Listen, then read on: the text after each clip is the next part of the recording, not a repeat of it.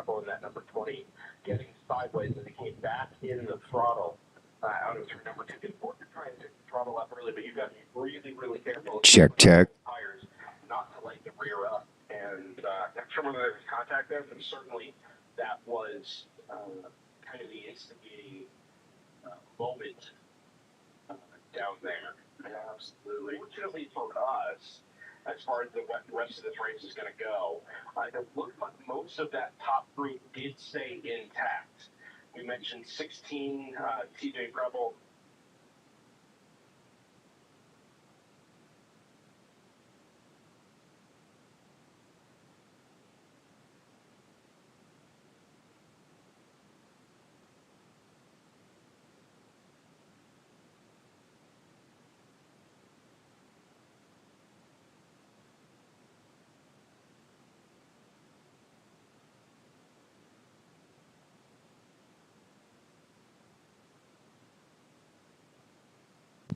Check. Good morning, everybody.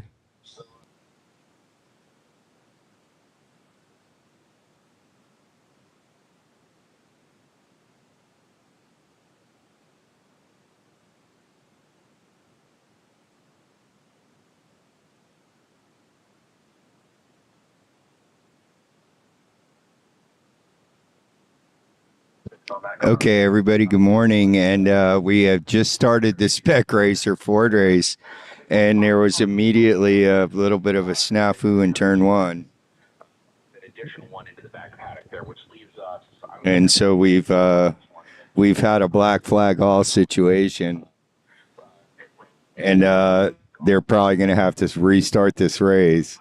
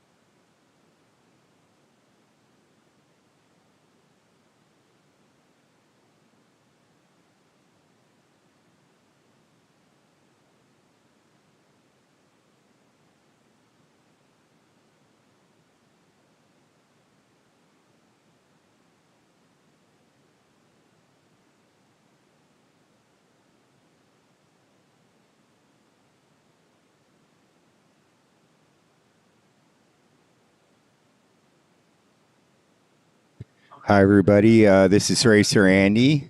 We're coming to you live from Daytona International Speedway, and we had a problem with the Spec Racer Ford start, and they started the first lap, and there was a quite a kerfuffle in the first lap, and quite a few competitors got taken out. So they're still cleaning that up. It's given us a chance to get. Rob Clifton will restart this race at the front. It'll be single file coming back to the green here. Remember, Get the cameras set up and everything. So thanks everybody for joining us. This is Racer Andy coming to you live from Daytona International Speedway for the SARRC South Atlantic Road Racing Championship Invitational from Daytona International Speedway, presented by the Central Florida Region SCCA.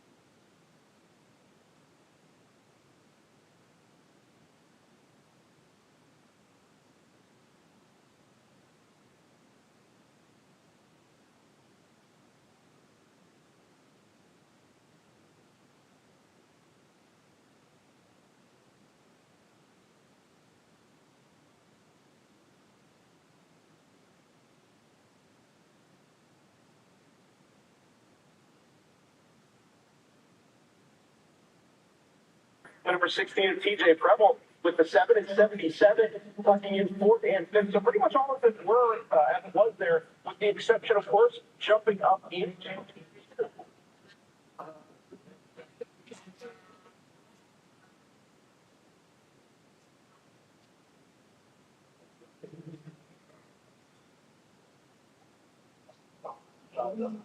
Right, if my mental math is working on where those cars were position-wise. So really big movement in turn three, and he made it sixth, able to pull off that sixth position. So now he is in the back of that kind of that we expect to see starting to form as they make their way through turn six onto the high banks on International Speedway. The front still being held by Rob Clifton with that horse right behind him. Yeah, it's kind of a three-car breakaway there at the front. Clifton's got a couple of car lengths between himself and TJ. TJ with that green and orange number.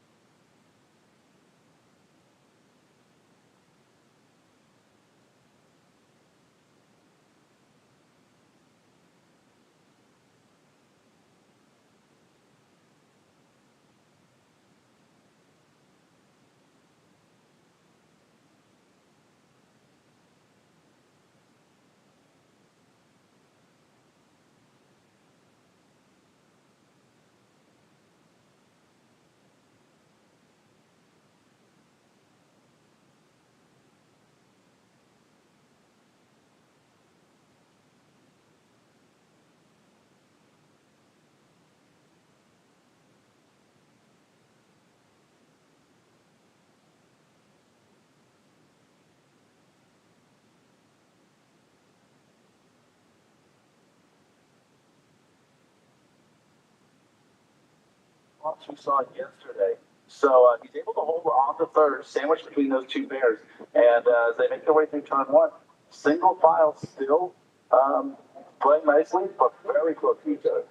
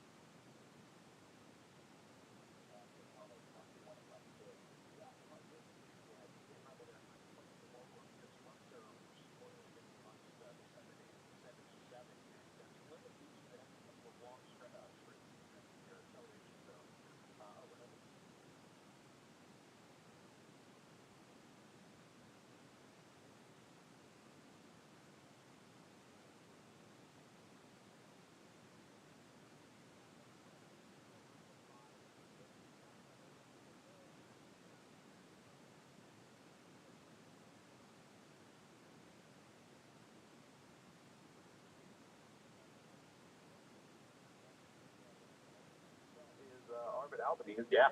So he's going to find a new dance partner.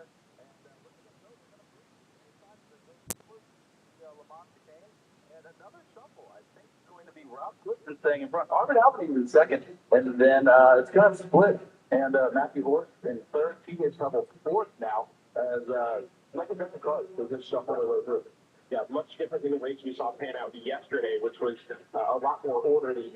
You could see the communication going on. You could see the groups and the agreements beginning to form in a way that made it clear how the end of the race was likely to pan out. Much more chaotic this morning. Clifton loved it, though, happening behind him, even without the drafting help, able to stretch the margin around the east banking on the beach side. They're back to the trioval. Lawrence gets a big shove from TJ Preble in the 16. Clifton is going to go high out to driver's right, headed in towards turn number 1. And Matthew Horst in the number 47 will show the nose in the braking zone. They all back out of it and go single file through the left-hander in turn 2. Yeah, more shuffling. This is so different from what we saw yesterday, where it was very clearly defined who was working with who. This has now become a game of, I'm going to use you. Almost. I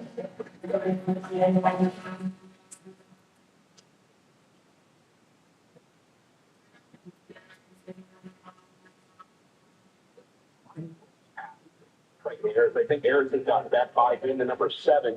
Don't lose sight of that last group there, by the way, as well. So he's got 6 cars at the front. The last 3 Gen 3 cars of Steve Zematis in the number 4, Adam Wright in the 41, Adam Fetterman in the 66 are together before you get the Daytona SARRC Gen 2 of Will Hamill.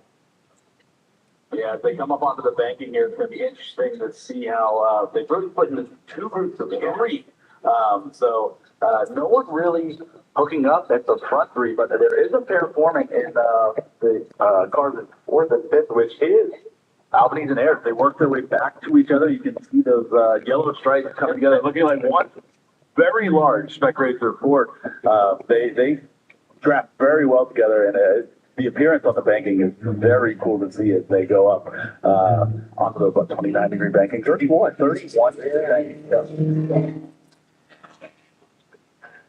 TJ Preble side by side heading towards the bus stop. Horse backed out of it, allows Preble to go into the second spot and to begin chasing after the lead car of Rob Clifton in that number 33 without a partner of his own. And his second and third, fourth and fifth begin to pair up. Actually, I think this might be a mistake from Horst here to go to the high side of Preble, who immediately tucks back in behind the green and orange. He knows that the 7 and 77 have hooked back up and are coming to try and overhaul those cars for second and third. Looks like they're going to have the move done as they head into the tri-oval. Ton of speed headed into the braking zone at turn number 1. DeCold is watching this, and this is where, as much as the racing side-by-side helped him to catch the pack earlier on, now that it's kind of 2x2 over behind, still 2x2 now through the S-bend there behind Rob Clifton, it's going to be tougher.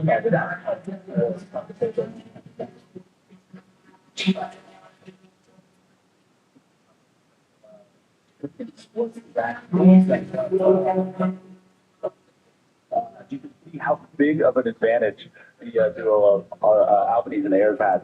Because they worked together, and maybe that's a learning experience, and he got away with one because it didn't do too much damage.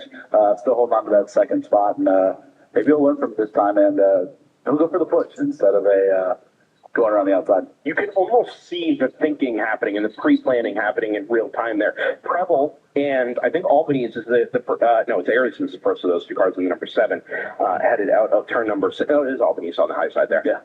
So you could see that happening as they went towards turn number 4. Hi, everybody. And Albany side by side going towards the gate. Hi, everybody. Yeah, we've been trying to get the setup worked out here, and we're hoping that everybody can hear the race cars out there on track.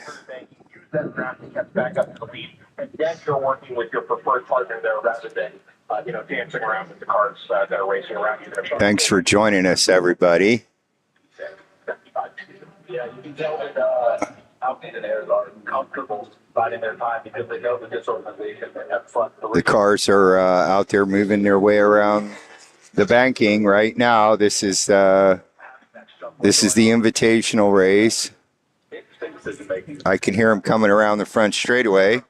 Here they come. They get set up full head of speed, going on the outside of DJ Prep. No, they're going to back out of it. Yeah, they very clearly backed out of it. Yeah, they are comfortable staying in that kind of, I want to call it a third group, but that would make DJ Prep a group of themselves. And here comes your cars through turn one. See how it works. And even the back three that we talked about are still holding on. And wow, very wide code. That was Ryan Stark. You've got a race on for first place there.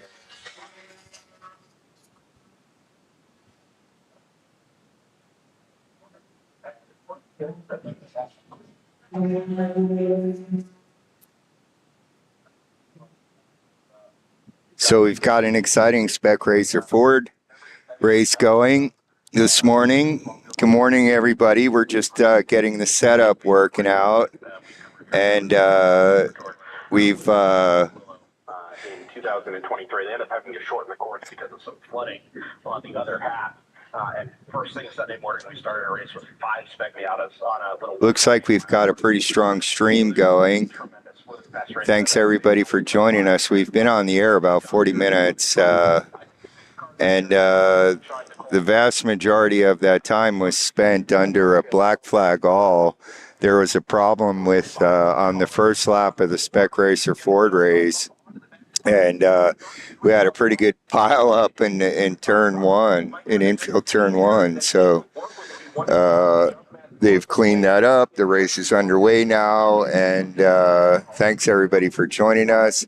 This is Racer Andy. We are coming to you live from Daytona International Speedway here on myracedata.com, and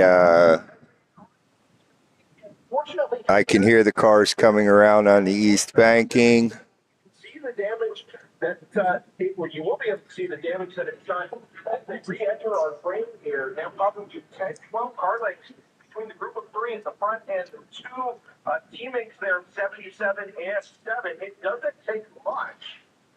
Yeah, they definitely lost a little bit there, but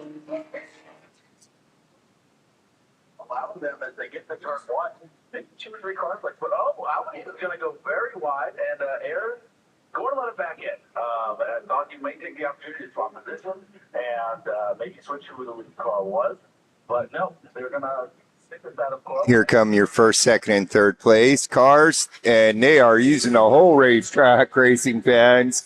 You see them dropping off that eyebrow. Here comes the second group of them, and these guys are just putting up just as fierce a battle. Okay, so there's the Spec Racer Fords out on track. We'll see if we can switch to the wide angle cam. See if I can show them out there on the banking. I don't think you're going to be able to see it in the shot, but what a beautiful shot. There's the wide angle shot out of the wide angle camera. And look at what a beautiful day we have for some great club racing. Thanks everybody for joining us. This is Racer Andy, and we're just now getting this stream set up. We had a couple of problems earlier, and we've seemed to got everything working pretty well at the moment.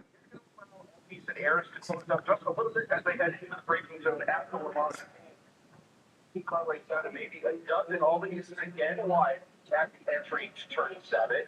And here comes the chicane, or the last entrance there of the chicane, and that is really, really hurt Aaron's run. Oh, you know what? Aaron's got the problem. Yeah, he's stayed low. Yeah, he's about re-entered. So Albany's all by himself now. Going up, he's going to need those front 3 to really put some elbows out here, Racy. He's going to want to get back to them. But it looks like DJ Rebel and Horton have gotten together. We're still trying to dial in that trackside cam, which is mostly getting stepped on by the announcers. Way out wide up the dirty stuff there of the concrete. Gets it turned back towards turn 2 and accelerates away. Clifton's going to have to be really careful here because, of course, that double they're acting together.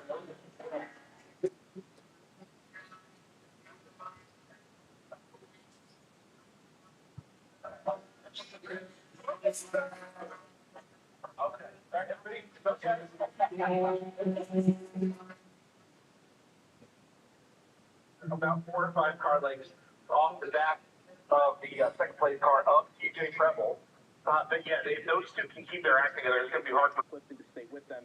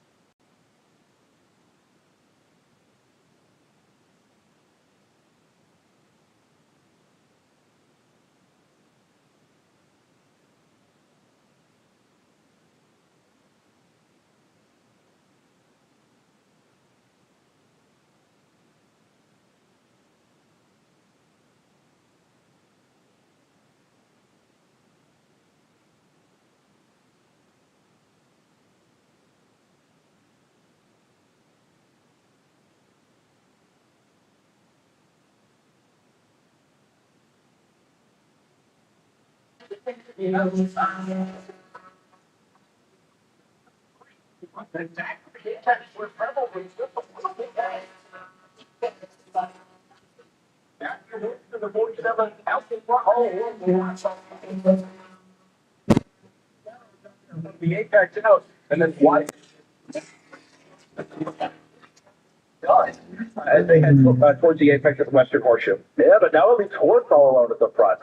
TJ Preble able to push Rob Clifton this time, maybe past Matthew Horst. So again, just kind of trading partners at the front there. All right, thanks everybody for joining us. This is Racer Andy, and we're trying to bring you some racing here live from Daytona International Speedway, the World Center of Speed. And we've been setting up the stream and working on the setup, and we had a couple of problems earlier, and things seem to be going a little bit better now. It looks like the stream is healthy, and we're broadcasting at 60 frames. We've been here since about 9:30, 9 o'clock, 9:30 this morning, getting set up, and we're bringing you the SARRC Invitational, which is the South Atlantic Road Racing Championship. And it's being played out today at beautiful Daytona International Speedway, the World Center of Speed. And right now, live on track, we have the Spec Racer Fords. You'll see them coming through the camera frame in just a few minutes. Thanks everybody for joining us. And here comes your lead pack. The vision starting to develop here. If you're Clifton and Horst in particular, they know the. There's your leader. Find it out for themselves, coming back to the checkered flag on the final lap. 16 is going to be able to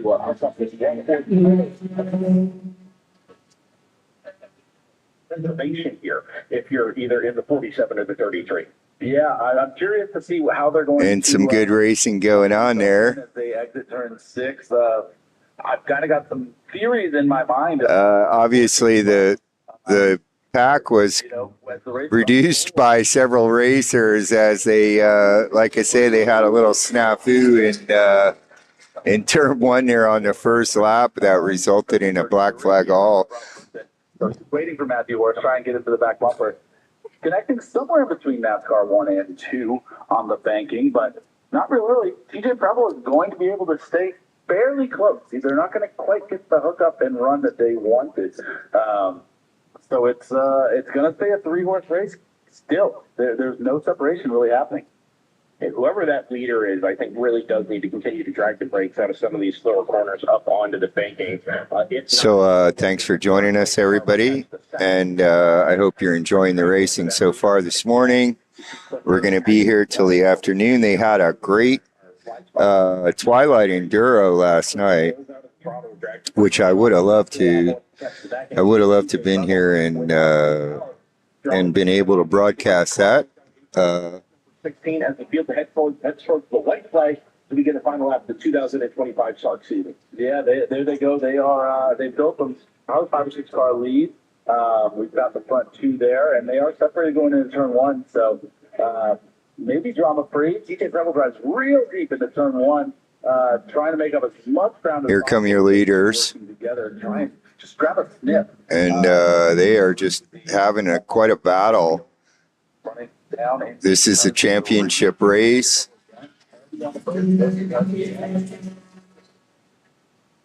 There's your top 3. Shuffle things up a little bit and make a difference in this race. That's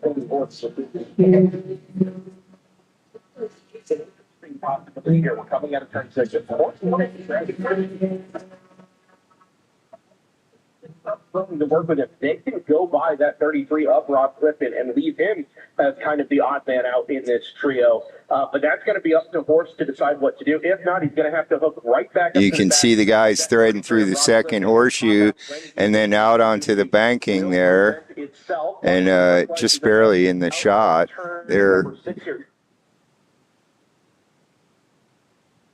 3/4 of a lap or so here at Daytona International Speedway. Maybe I think it's going to come down to who gets the best run through the La Manche chicane, and if any pair of them can hook up, I think that's going to be the pair that's going to be able to make it happen.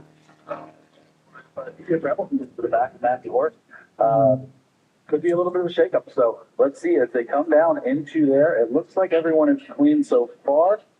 Good A-factors, a little bit of a slide from Horst. Yeah. And we are at our favorite little spot here in Daytona. We're sitting on the exit of the International Horseshoe, which is infield turn 2.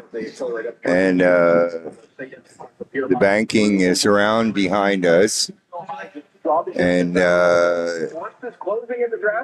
we had, so far, a pretty good race going on in Spec Racer Ford. Continues to close on the 33. Up Ross Clifton draws up to the gearbox, will pop out as they reach top speed, coming to the checkered flag, the tri-oval, side by side at the line. Ross Clifton hangs on by half a So that's, I can hear the announcers talking about season here at Daytona. He clears Matthew Horst by 47 thousandths of a second in the number 47 car. TJ Preble will finish alone there in third, a second off the back of those 2. 4th and 5th plays out. Sean DeColt was able to get Arvid Albany's on the left. And there goes your winners. And we've got maybe the next car. Yeah. Oh, that about.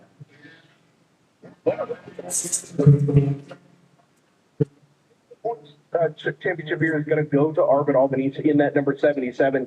Even though he finished behind Sean DeColt in that number 56, we don't anticipate even the double points there being enough to change those places at the front of the standings. Steve Zemetis in the number 4 will finish in P6. Adam Wright to finish P7 in the number 41. Adam Fetterman finishes P8 there in that number 66. Will Hamill, the only SRF Gen 2 in the field, and then the non-finishers, Trey Ayers in the number 7, Ryan Stark in the number 19. That rounds out the cars that did complete that first lap. That's the top 11, and then obviously the cars involved in the incident earlier, Tim Preble, Thomas Weir, Wade White, Steve Clifton, Adam Greiner, Scott Greiner, and Cliff White, all listed as DNFs. Next, group number 4. A little bit of IT action, 24 in there as well. 13 more laps, 40 more minutes. Here at the SARRC Invitational Challenge, final round of the 2025 SARRC Points Championship. We will step aside here at Drivers Eye Live. Thank our presenting partners, sponsors, and those that are helping make this all happen here on the NCCA official YouTube channel, live at track here as well over the PA. Thanks for being with us, everybody.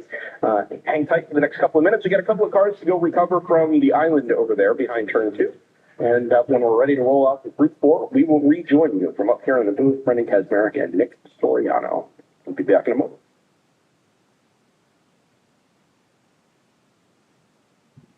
Okay, so they're cleaning up the what's left of the mess over there in turn 1. Here you can see what's going on.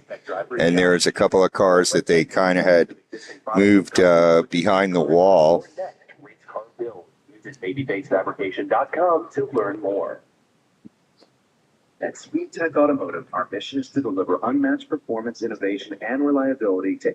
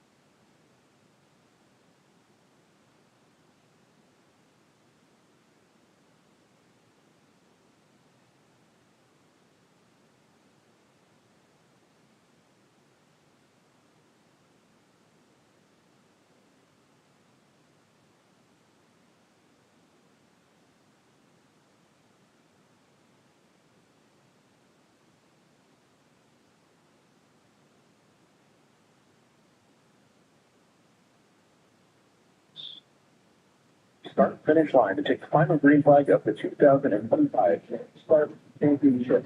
He's in the green flag today here at start finish, and we go racing with ICR at the front of the field. It's Mary Roney at the number 20. Immediately. Hi, everybody, and we're just bringing you the start of the IT race. And there you can see the first wave of competitors coming through. That 20 car. So championship protagonists in ICR, winner takes all. They will go head to head in second and third in line in the blue cross color BMW and one green color. There together.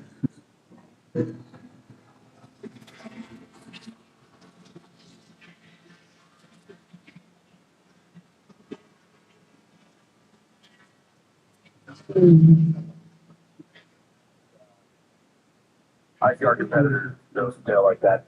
Very exciting when we know it's a winner take all situation.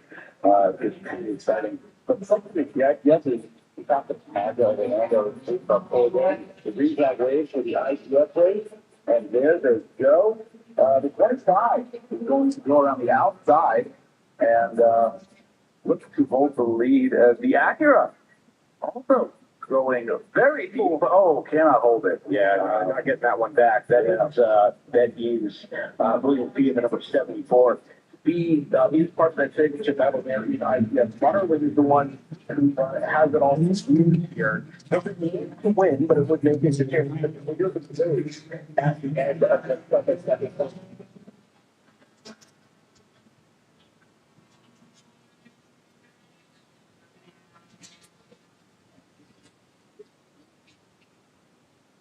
Yes, absolutely right. Yes, Baloo, the 25 is cleared out into the slide lead. Thank you, Nick. Absolutely correct. So Baloo from D from Munderland in the 68 falls back to third. Is that a car off in turn number 5 or just a block up?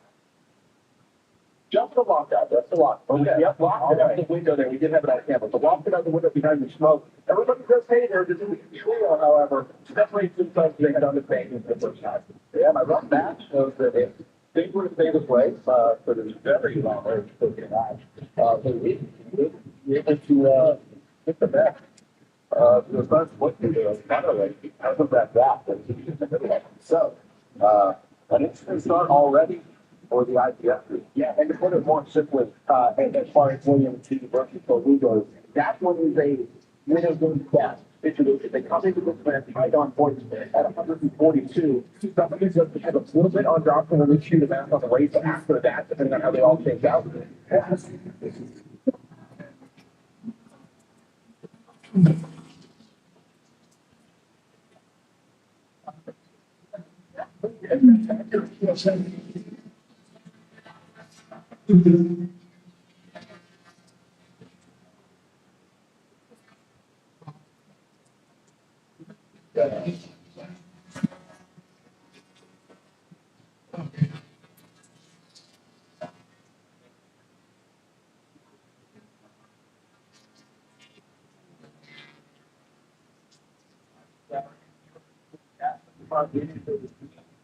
Five.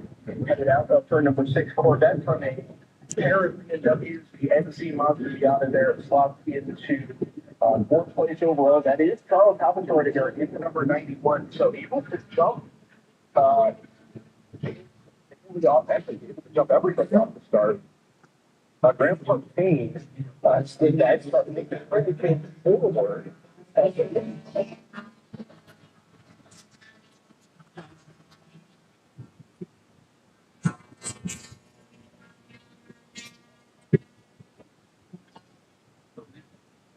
Larry Roney and Matthew Briggs are 2 point losers. Currently battling that in second and third.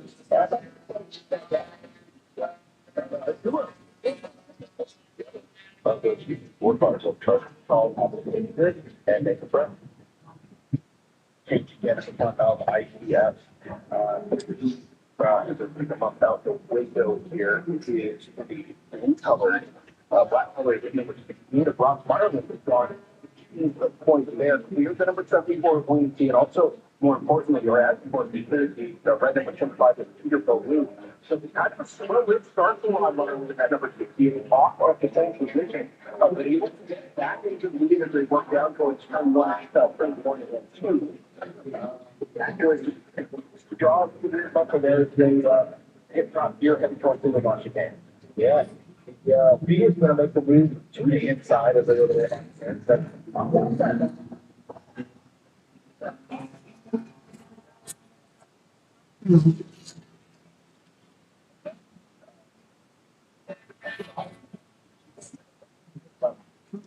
Right back up to the bumper, it goes to the outside, and I think the power got accurate to got some alive.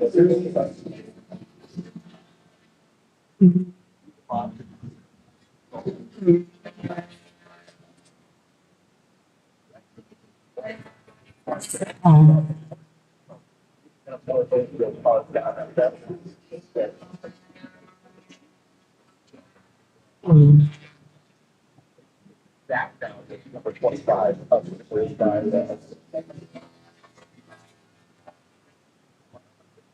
Outside of the one. Hang down, I feel good.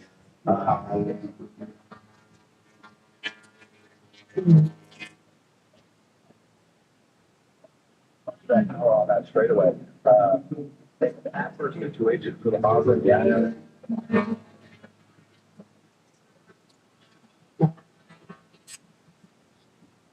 Like that.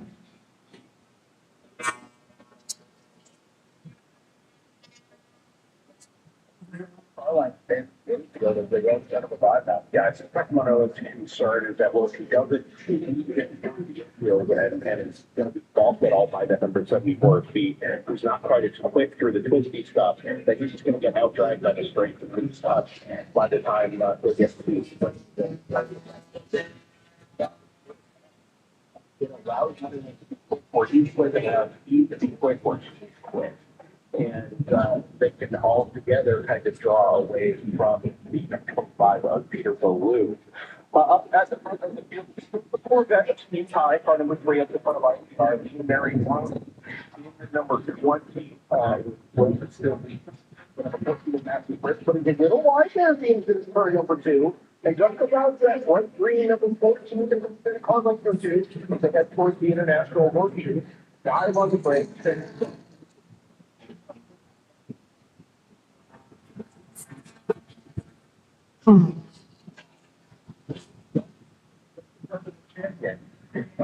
Britt is able to just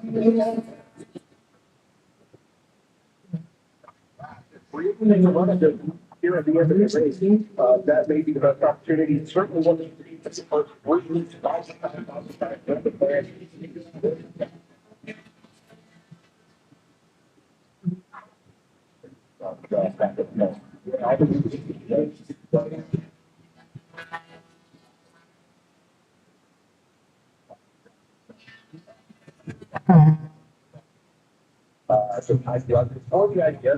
Okay. Got some good racing going on in the IT class. Hope the hope the feed looks pretty good for everybody. Mono is going to try to hold it. He's got the advantage of the infield, and that was put up that.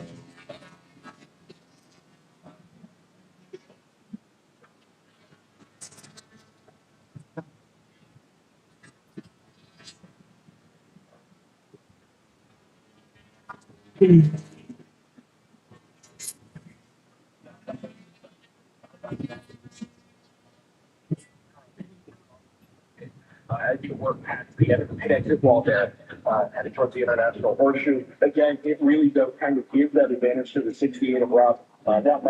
Welcome to today's racing action, everybody. This is Racer Andy. I'm coming to you live from Daytona International Speedway, and where we're covering the SARRC Invitational, which is the South Atlantic Road Racing Championship.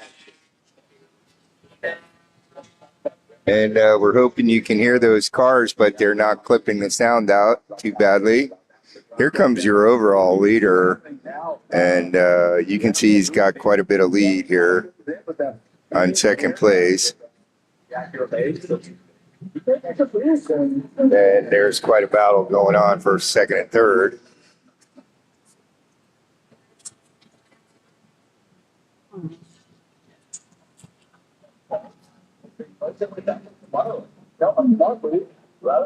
Little wiggle there. Those guys are having a pretty good race, so we've got some great racing action. Hope you're enjoying it. And some beautiful, turned out to be a beautiful Sunday afternoon. And we were a little bit afraid that we were going to get some rain here, but turned out to be a beautiful day for racing. So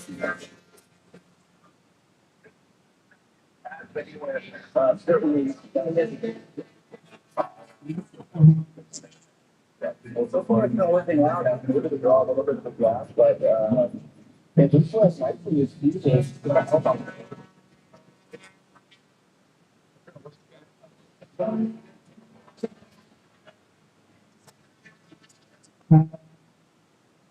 looks like might be setting up a pass in the kink there. Yeah, got it done. Okay.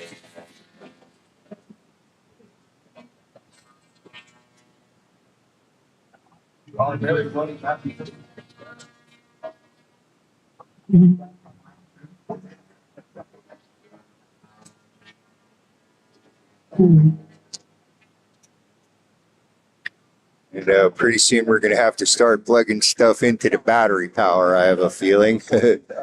So if there's a little interruptions here and there, it's probably because cameras need batteries, man. So Bringing the number 88. and here comes your leader, and he's got a pretty substantial lead built up there, but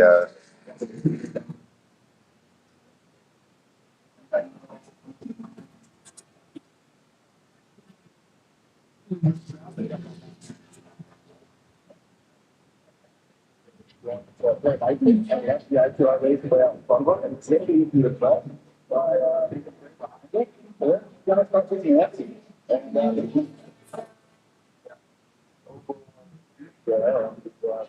top 4 cars.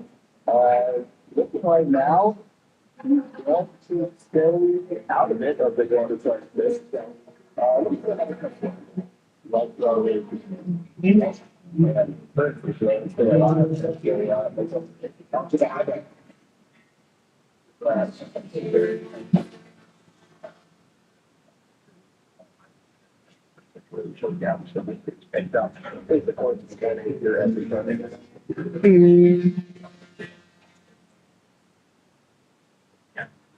Track side, looks like a tail rate headed down turn number 1. Notice the plate doesn't go for that.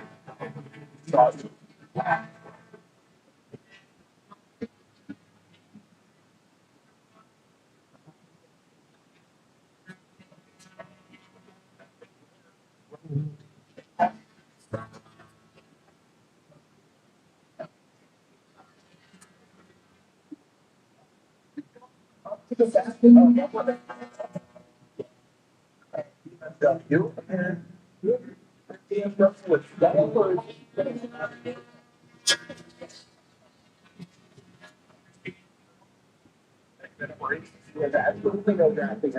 At least for the moment, other than the red Diana that she is affecting the last year, which is guys. And I know it's making a little bit inside. It's better. I don't know. Better.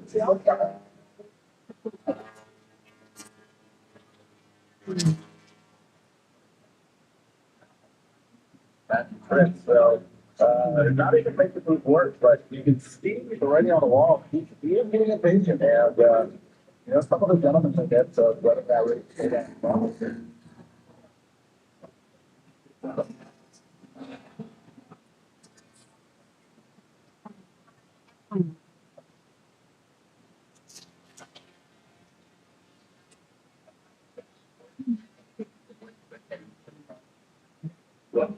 stuff. That's track. The compliment these championship stuff. And very early that at number 20. That's reached that first season. What a beautiful shot. Yeah. Okay. So, hi, everybody. This is Racer Andy, and we're coming to you live from Daytona International Speedway.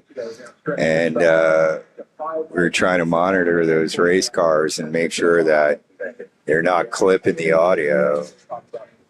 And let us know how it sounds in the chat. Got some good racing going on here, man.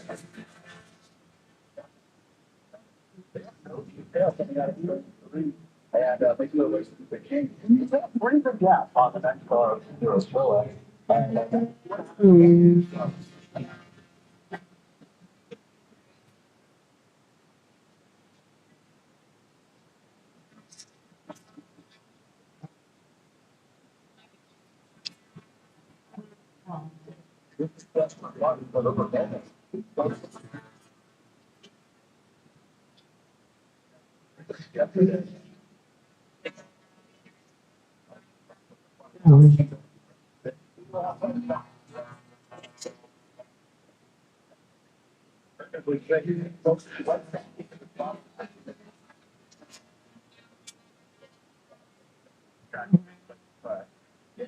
Really no interest. They hit it back to the right side of that yellow curve up the driver's right. Yeah, a little bit ways behind them is the ITS race. They can take that from if I am looking at it correctly, there is another black car ahead, which may be him. Maybe that's black car. They're going to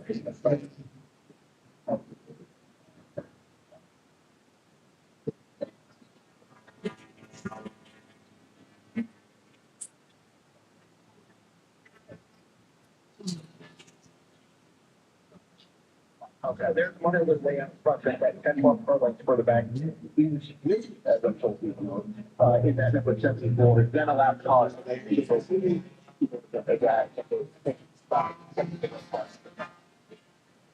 Big wiggle there.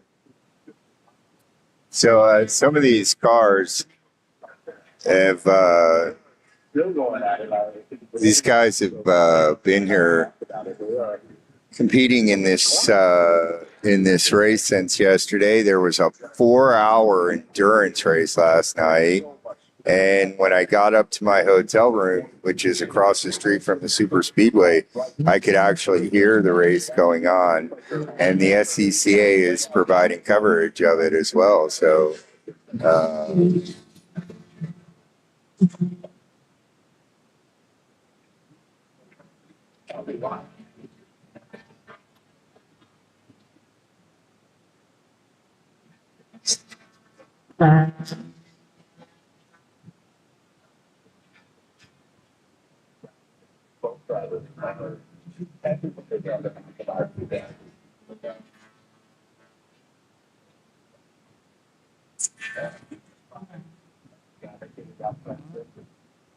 Go back, take the move on the side.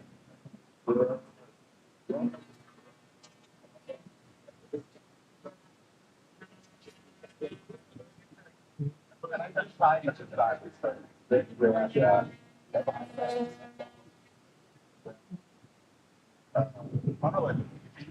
thought it was that side of the fire stuff. Striking rate, what do you think of the idea of the battle here to see how the lap times progress through the last half, second half of this race?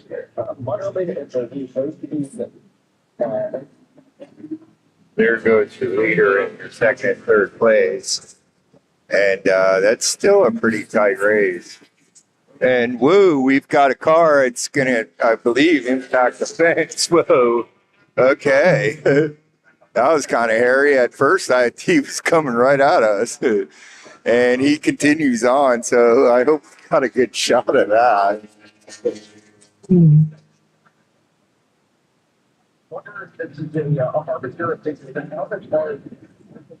That was thrilling.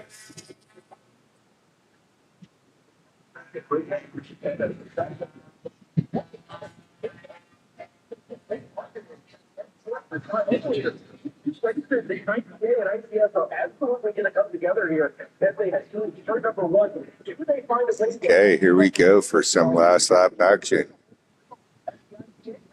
Side by side. Oh, that's so they are. Oh, look out. You're going to catch the wall there. Driver's right. Oh, and we have a competitor. It's gone into the wall. This is just definitely turning into a bit of a slugfest here. And there we see that there's a car, and that car was contesting some.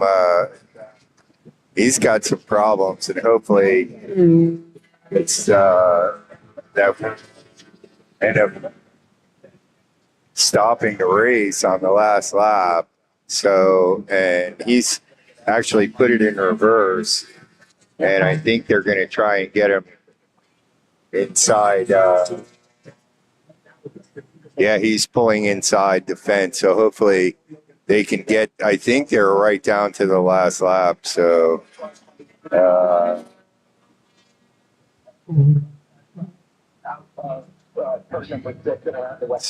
we've definitely got exciting racing in so far today. So.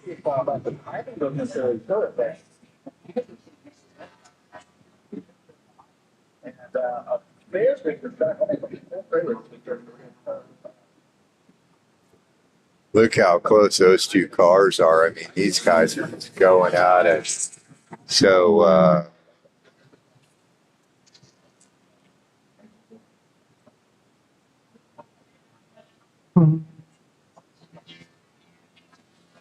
there's a little bit of action.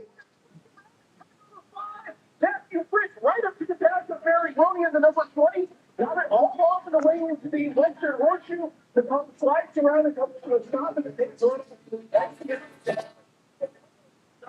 And I'm getting word that there was a little bit of an off-track incident. So down there in turn 5. So yeah.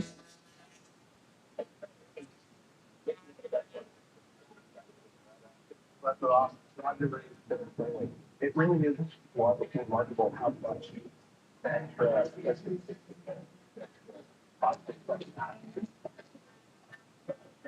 There's a pass on the inside and maybe a loop-de-loo. And yeah, look at that. There's some close racing for you guys. So this is just a lot of fun. Thanks for joining us. This is Racer Andy, and this race is brought to you by MyRace80.com, and as well as the Central Florida region who's put this race on for us. This is the SARRC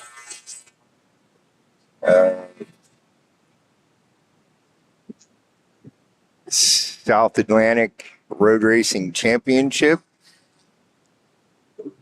And we had a little excitement there. We had a car come off at the International Horseshoe, and man, he was coming straight out where we were sitting, so that was kind of exciting. So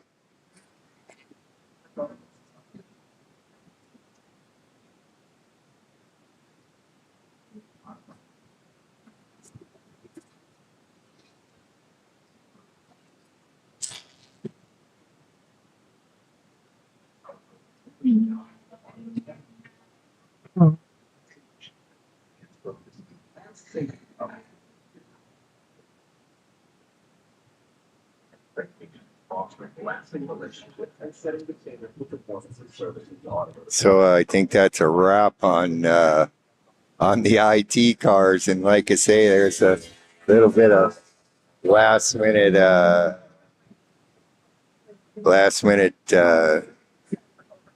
Actually, we're still under green flag, so I'm watching the timing and scoring.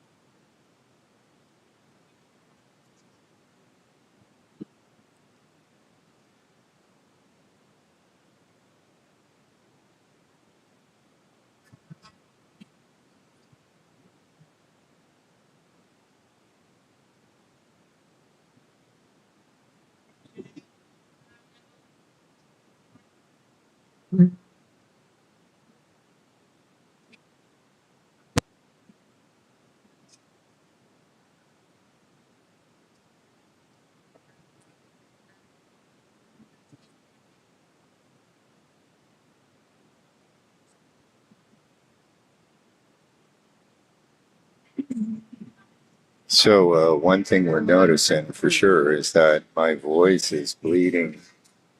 A lot of my voice is on this particular microphone, and there's your leader, Mary Rooney, in the number 3. Sorry, that might have been incorrect.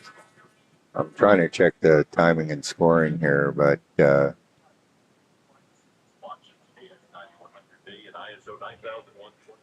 Certified fast turnaround.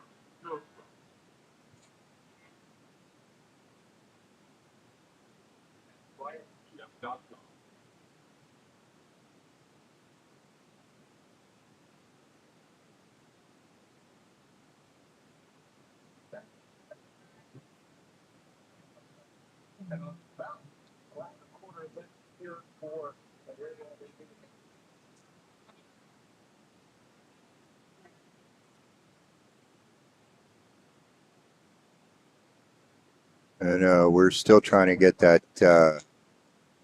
These guys have just been having a great race, man. I don't think they've been more than a car length apart the whole time. So, I mean, this is some close racing here. But Nick, you were saying offline here, this is the kind of race we come to the track for here, and I get you back and forth. You get out, sweaty, dripping, miserable, stinky, whatever. And yeah, you're gonna go somewhere. But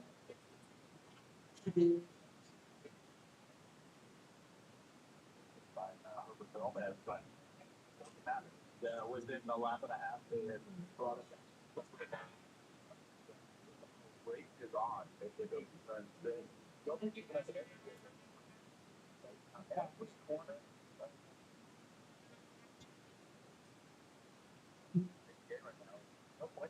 And I believe that was your leader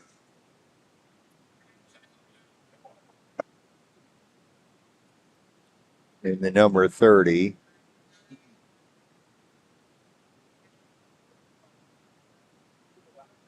And we were showing about, I think there's one lap to go.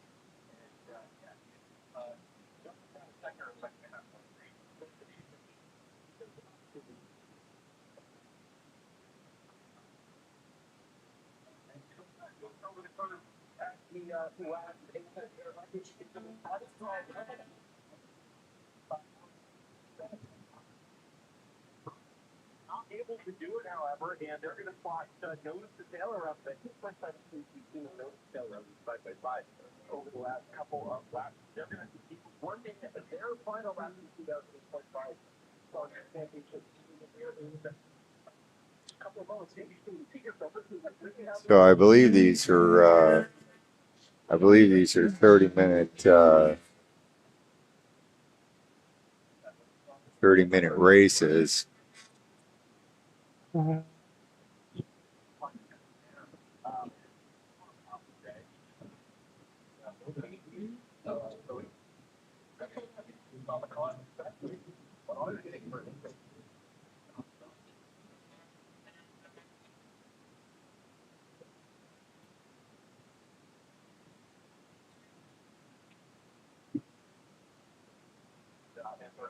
cars over the last half of this race. I wonder if this is now just beginning to go the way of allocating that 84. Yeah, you have to think maybe there is something going on. But Barry Roney in the 20 BMW takes the checkered flag, and she will win overall and IPR.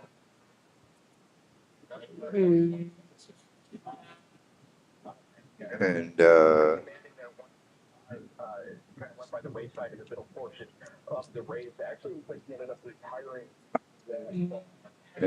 they've thrown the checkered flag, and there's your ITR. I believe that's second place. Look at these beautiful cars, man. So,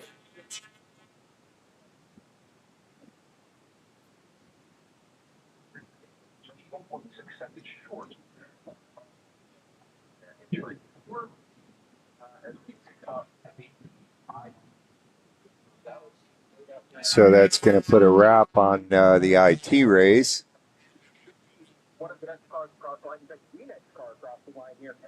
That was the race was won by the number 20 Mary Roney in an ITR BMW. Second place went to Matthew Fritz, also in an ITR BMW. Mazda Miata of Charles Abstinger. I'm sorry, I can't pronounce your name very well, sir, but give us a call or drop us a text and tell us how to pronounce your name.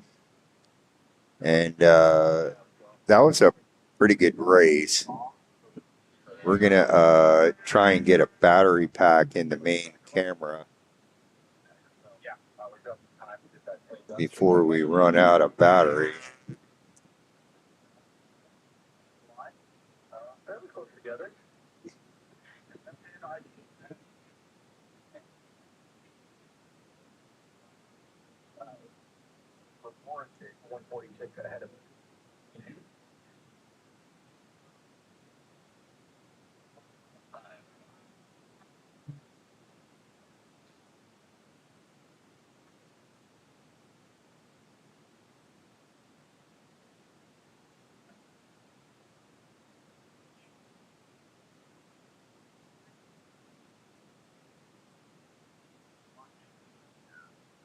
Let's run down through the finishing order in our group number 4 results, and then we'll step aside till around 1 p.m.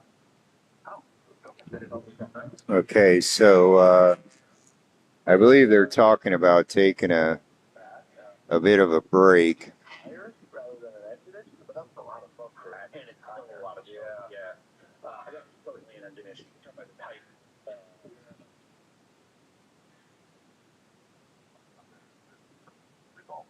So let's run through the results. We'll step aside for lunch and then plan to be back around 1 o'clock p.m. Eastern time. Up in, out number 84, 650. Cesar Ochoa in the number 64. John round out the podium. So thanks for joining us, everybody. This is Racer Andy, and we just concluded the ITR, the IT race, the improved touring race. And prior to that, we had the Spec Racer Ford race, and we had a few exciting moments there. And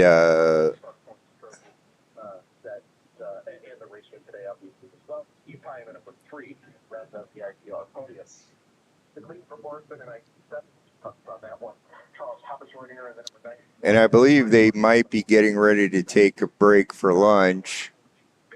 And we will probably use the opportunity to plug some battery packs into some of the equipment, because I have a feeling that we're probably going to start exhausting the batteries. In fact, I think the one camera that shows us the wide angle view, I believe the battery might have already peaked out on us. So thanks everybody for joining us. This is Racer Andy. This live race is brought to you by MyRaceData.com. pardon me, we're bringing you the SARRC Invitational, which is the South Atlantic Road Racing Championship. This is an invitational race. These guys have raced all year to get a chance to race in this race, and some of the championships are being decided right as we're watching. So that's exciting stuff, and hopefully the stream looks pretty good, and hopefully there's we had a problem last time out where the sound was clipping. The cars were too loud. We were so close to the edge of the track that we were really getting some really strong sound. So we had to put a sound pad on the trackside microphone, and hopefully that's working pretty well. And thanks everybody for joining us, and enjoy the view of Daytona International Speedway. And you can see it's a beautiful day. Let me just point the camera down towards the sky, and you can see it's a beautiful day. There's the east banking, and Apex delivers performance with a personal touch. Come for the competition, stay for the camaraderie. Apex Motorsports South, driven by passion, powered by people. Your seat's ready. Are you?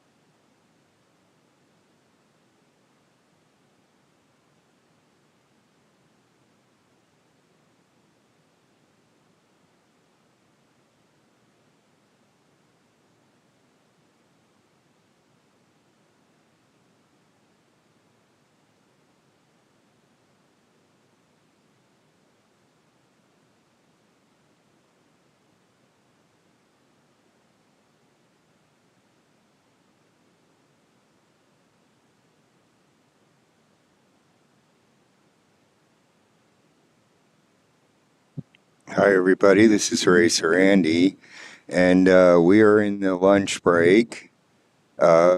Racing is scheduled to restart, I believe, at about 1:05, so just after 1 o'clock, we should be back with some more racing. This little break will give us a chance, hopefully, to get some of the batteries plugged in to plug our batteries into the cameras, and I've got the main camera plugged into a battery as well as my field monitor, and I've got myself a nice cold drink. Hang on just 1 second here.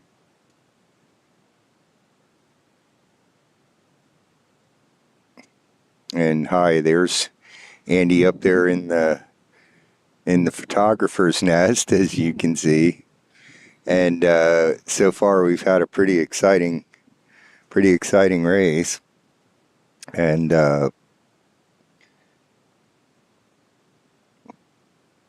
we started out with the Spec Racer Fords, and those guys managed to have a bit of a snafu in the first corner and brought out a black flag. I don't believe we got too much of it on camera, but it was an interesting start to the Spec Racer Ford race. And let me see if I can adjust the camera up a little bit better.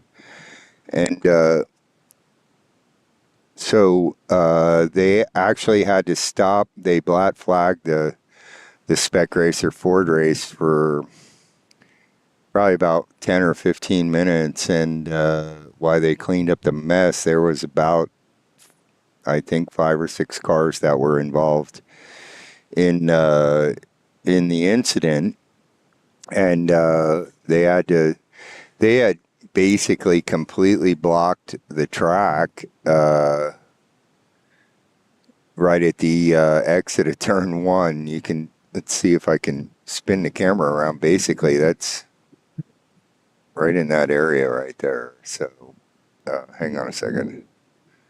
There you go, right up there. So right up there where the camera is pointed right now is the exit of infield turn 1, and there was quite a pileup of cars, and so the race got black flagged. And then once they cleaned everything up, they restarted the race, and they actually did stop. They did stop the clock for that one, so that didn't end up hurting those guys too bad. But that was an interesting start to that race, and then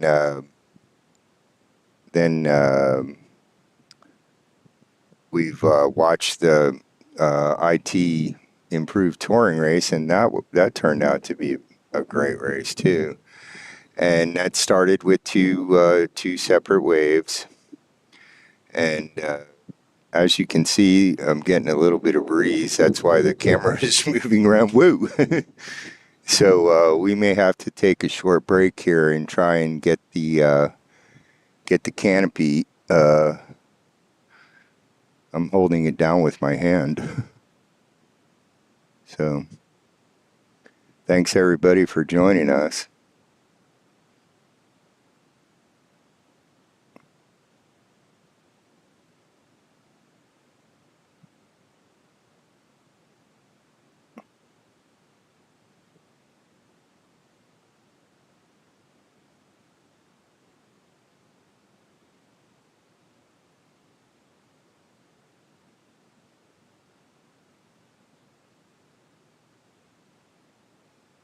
We'll be back around with some live racing action. We're going to stay on the air probably, but we'll be back with some live racing action around 1 o'clock.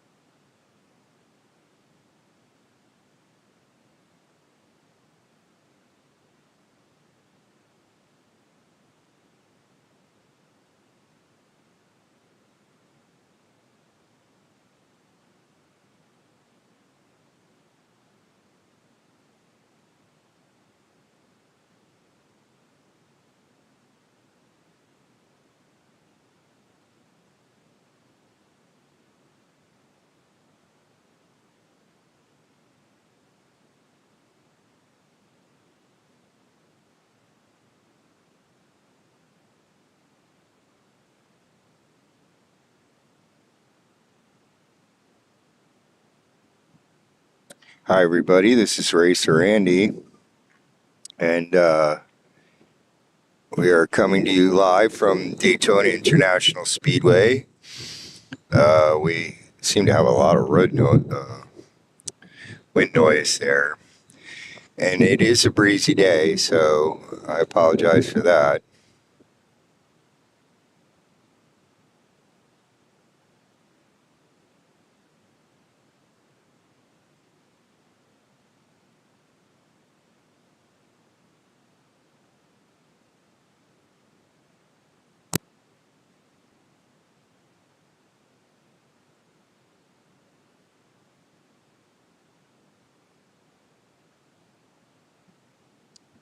And they've already started calling the next group up to the grid.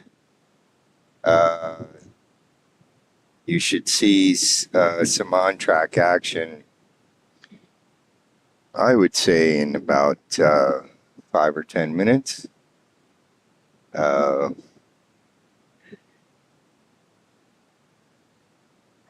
We've had some good racing so far. We managed to bring you guys most of the Spec Racer Ford race, and that started off right out of the bat very exciting because there was a pile up in turn one, and that resulted in a race stoppage. And then they got that cleaned up, and they finished their championship race. And this is a little bit more interesting than the last couple of races that we've run, because there's larger fields, and these guys are going for championships here in many cases, so they're driving a little bit harder, and so far we've seen some pretty good action. And then they brought out the IT race, and one of the cars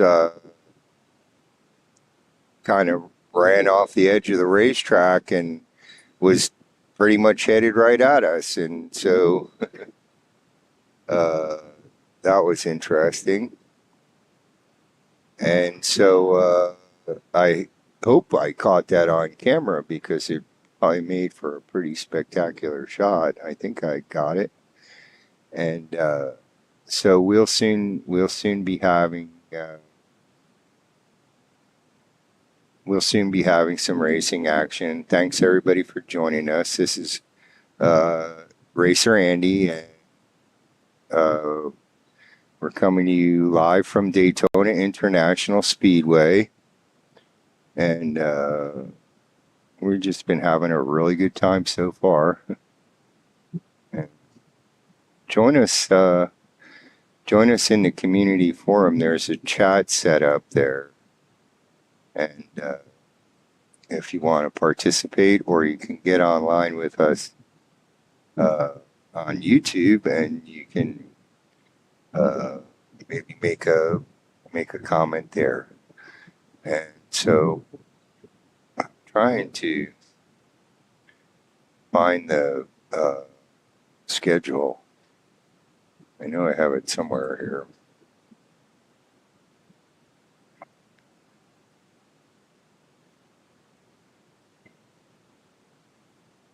And as you can hear, there's quite a bit of wind.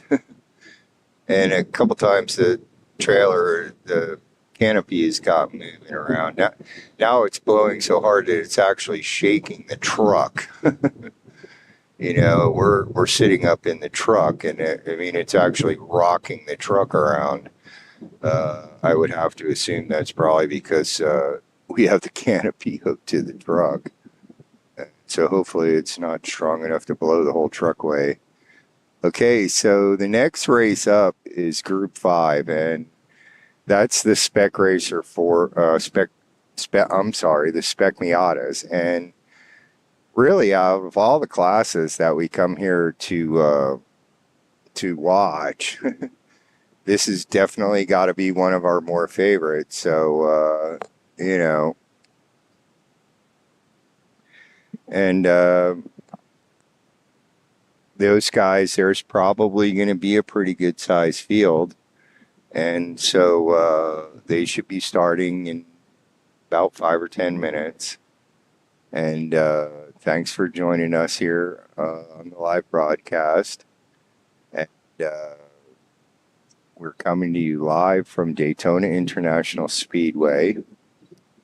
And my understanding is next month, I think on the 24th of October, the weekend of the 24th of October, is the finale at Sebring, which is the Central Florida region finale. So, but that doesn't mean that there's not going to be more good racing coming at you, because Sebring usually has the Turkey Trot in November, and we might even have a couple other races other than that. So hopefully we should have some fun racing action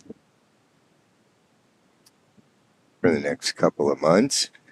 And I hope everybody saw some of our, we did some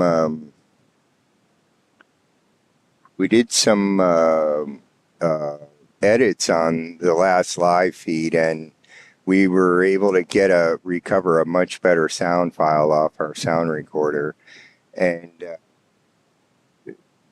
we were able to create a couple of highlight reels. I think we've done the ITO guys, and if I'm not mistaken, the Improved Touring guys, but we have a couple more highlight clips from that race, and hopefully we'll be able to get some cool highlight clips from this race as well. Pardon me there, grabbing a drink, trying to stay hydrated here. We've been out here since this morning. It's a little bit warmer day than we were anticipating. We were hoping that it was going to kind of cool off a little bit, considering it's September. And here in Florida, though, you know, we still have 90-degree days in September. So it's kind of a warm one. It's, I think, in the high 80s or the low 90s right now. And it's supposed to get a little hotter as the afternoon goes on. But we had initially been anticipating rain.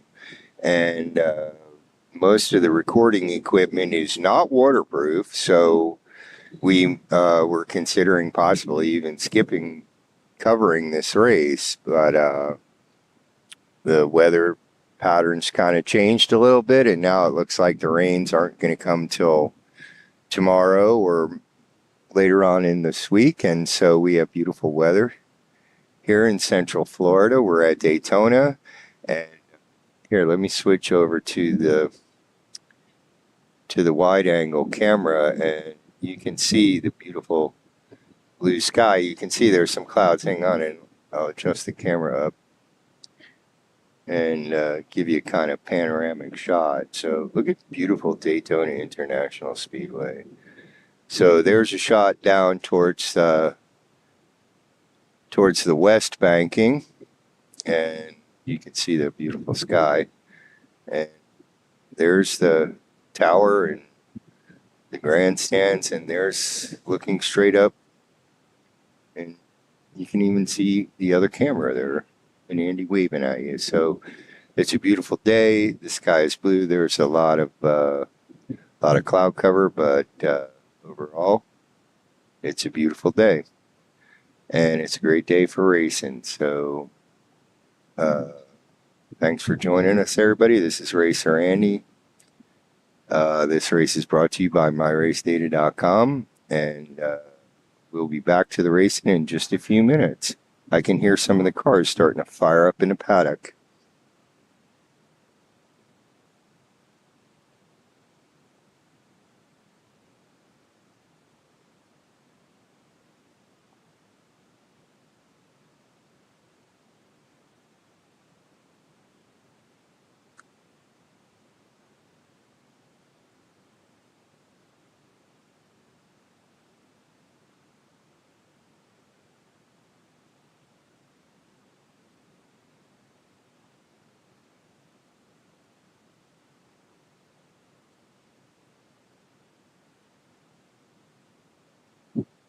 Check, check, check, check. There, I put a second windsock on the microphone I'm using, so that does seem to cut the wind down a little bit.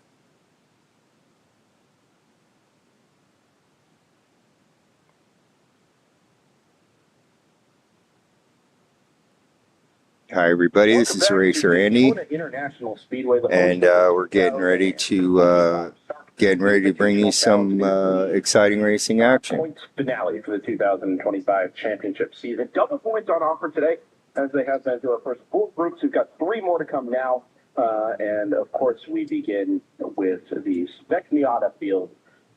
With some regional classes in there, as well as actually had some X-Entry, I think, ran earlier this morning. But anyway, some of those regional and smaller SM classes mixed in with what is always just a tremendous showing into the 30-car strong and 7 field.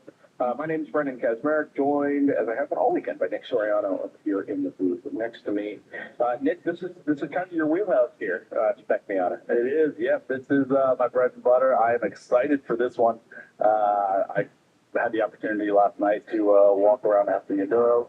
A lot of guys still working on their cars. They were. And now you're going to see your field coming into view, and led by the pace car, the Mazda pace car, and there is your Spec Miata field. And look at these cars. These guys are rocking and rolling. They're ready to go. And hopefully you're going to see some really good racing action here coming up. Thanks, everybody, for joining us. This is Racer Andy, and you've tuned in to MyRaceData.com.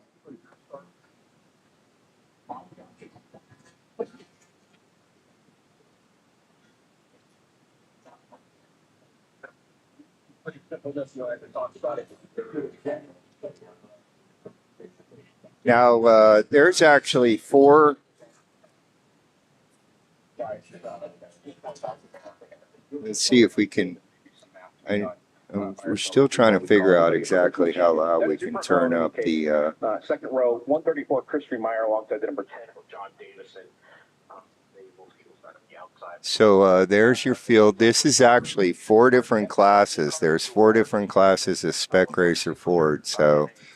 The Miata's Harley Scuffle in the number 45 will start alongside Alex Acosta in the number 24 SM entry. Michael Carter, number 8 inside of row number 4 alongside Michael Fountain in the number 101 is also an SMSE car. And I can see the pack making their way around the west banking down there. Let's see if I can swing the camera around.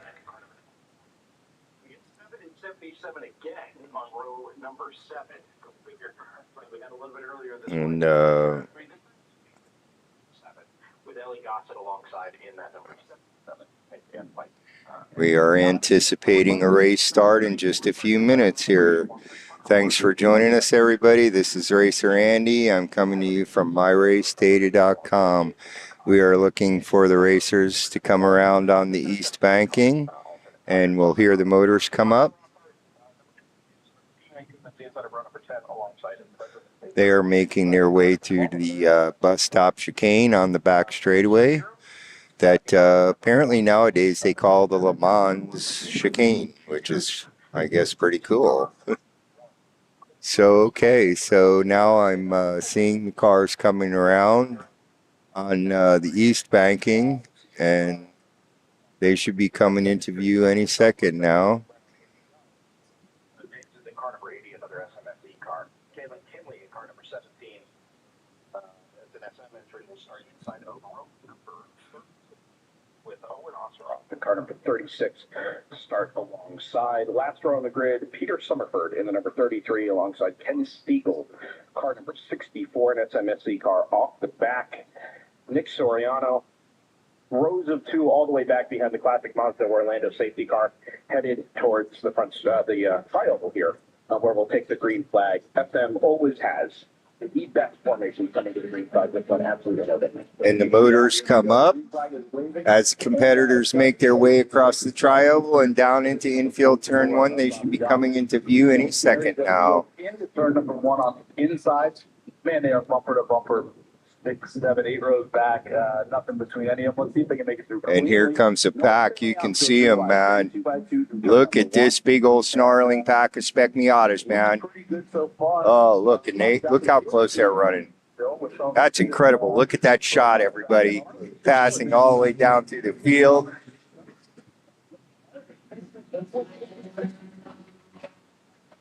Oh, getting airball. And look at that giant pack of spec Miatas, man. This is going to be a pretty good race, I'm thinking. Thanks, everybody, for joining us. And Yeah, he had a great start. let's see if I can. A little bit of tire lockup. Pretty common in the spec Miatas going to turn 5. That right front gets a little light as the car unloads. And so not too much drama as they go down into turn number 6. But here they go. Harley's still staying there, hanging in right on the outside, moving back to 4th as it looks like John Davidson moving up the inside of it to take 4th. And it'll all come down to pairings here. Who's going to get left out?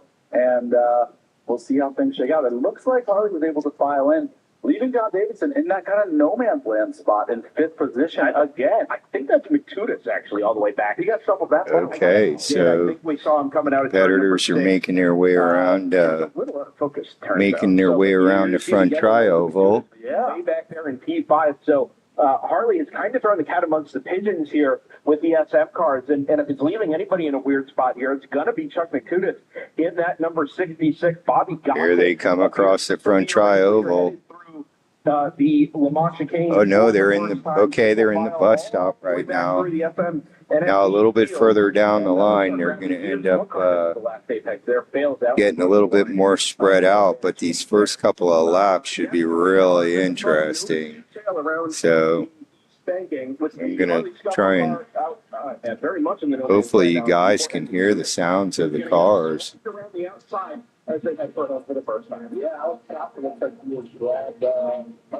They are really thundering, man. This is cool. When you're at Daytona, the super speedway is just like a giant bowl. And here they come. Yeah, it's a really, really good start for Michael Carter there. Grid sheet shows Michael as having started back in 7. And looks like second place is trying to find a way past here. And there's your leaders. Look how close these guys are. Oh, and they're just using the whole racetrack, everybody. Look at this.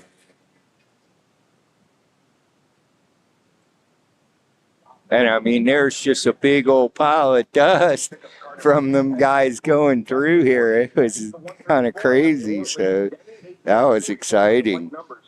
So, yeah. That was fun. And I can see him going out onto you can see him out there headed out onto the west banking. There go your leaders. And they're going to start pairing up. These guys got to make friends to go fast, to be competitive speed-wise. They're going to have to pair up and start drafting each other. So the leaders are now making their way into the Le Mans chicane on the back straightaway. And if I turn my chair around, I can see this is actually pretty cool. So and they're back out onto the east banking.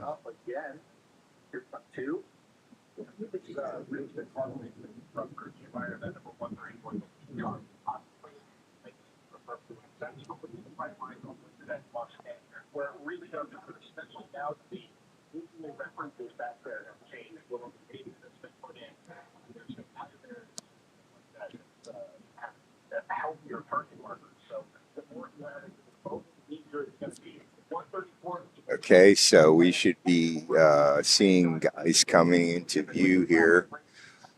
With all of that drafted up to the inside, it looked like. And here comes the pack into the first corner of the infield. And there is quite a bit of that. Look how close these guys are. The top five are just right together. And they're 2x2 through the International Horseshoe. And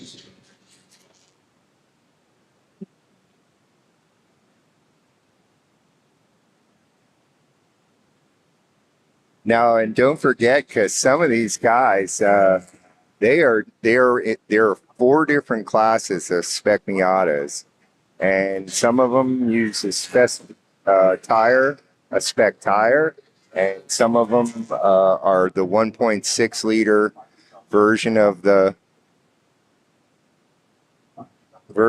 Miata. There's some of them have the bigger engines, and some of them have the smaller engines, and that there's so just because some of those guys are a little further back in the pack doesn't mean they're not actually having a good race. So you can see the last of the pack making it out onto the east banking.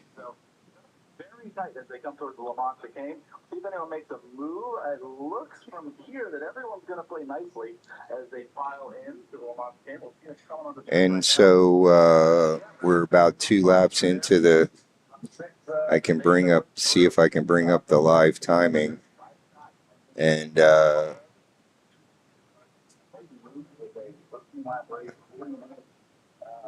sense in going crazy and so your leader is 134 Christian Meyer, and he's followed by Michael Carter. I can hear him coming through the front tri-oval. And your leaders are going over start finish right now. There's a car off of the barriers down at turn 5 there, Nancy. Oh, yep, sure is. And the announcers are saying that there's a car off in turn 5. There you can see your leaders coming down into the International Horseshoe. And unfortunately, that what you just saw was the pace car has been pulled out and deployed. These guys are going to be coming right up into the back of the pace car any minute now. Some of them apparently don't realize it. And so they're all going to form up. Behind the pace car, and that's unfortunate.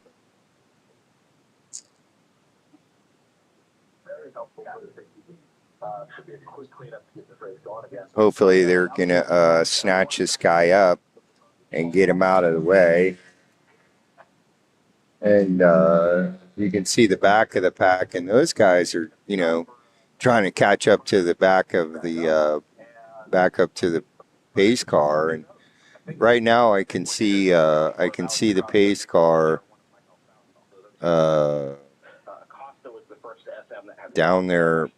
A group of 5 running back through group of 6. Running back through the number 4 of Malbec Ramos. Well, we've got this full course yellow here. Good opportunity to take. And the announcers are reporting that there's a full course yellow. And hopefully if the pace car slows him down, and you guys can see, if you look real close, you can see the pack pulling out there onto the banking, being led by the pace car. And we'll see how this goes. Hopefully they'll be able to snatch the guy that's stuck out there and get him extracted real quickly. And hopefully they'll be able to go back to green flag racing here in the next lap. But and ultimately what'll happen if that's the case is you guys are going to get to see 2 first laps to this race, because everybody will be ganged back up, and any ground they had lost during those first 2 or 3 laps is going to be regained very quickly here. So, and we can see they're making their way through. They're making their way through. Years of racing expertise, we're driven by a passion for precision engineering and cutting-edge technology. Our goal is to push the boundaries. The bus stop. I can see them coming around the east banking, and they're moving at a relatively slow pace. So I don't know if you guys can see anything going on down there. And turn 5 is basically in that area where they're going back out onto the banking. They said that there was a car stopped against the wall there. And it sounds like they might have come back up on power. They might have released. Hopefully they got that guy snatched out of there. And you should be able to tell pretty soon. We'll see if, nope, it looks like they're racing. And your pace car is out of the way, and here comes your competitors, and making their way down the little short chute towards the International Horseshoe.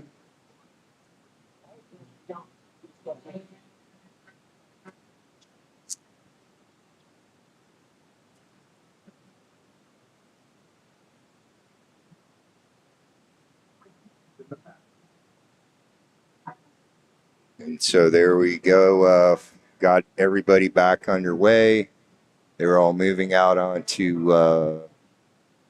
the banking under power, and I can see the cars. Let me swing the camera around, and you guys should be able to see them exiting the infield area and going out onto the east, out onto the west banking, and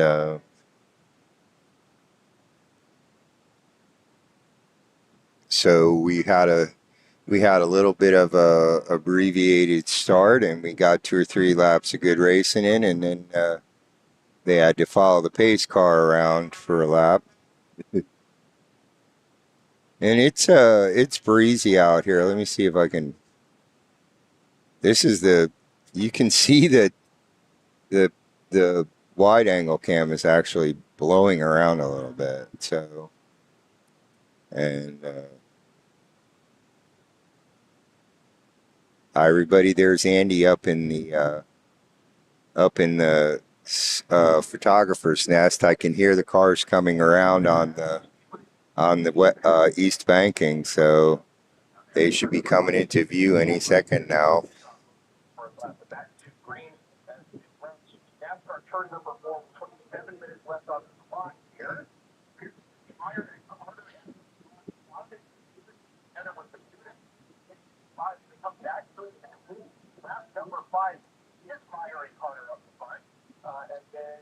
Here come your leaders. They should be there. You see them coming in through infield turn 1, and headed down the little chute towards the International Horseshoe, and we look like we got a little bit of a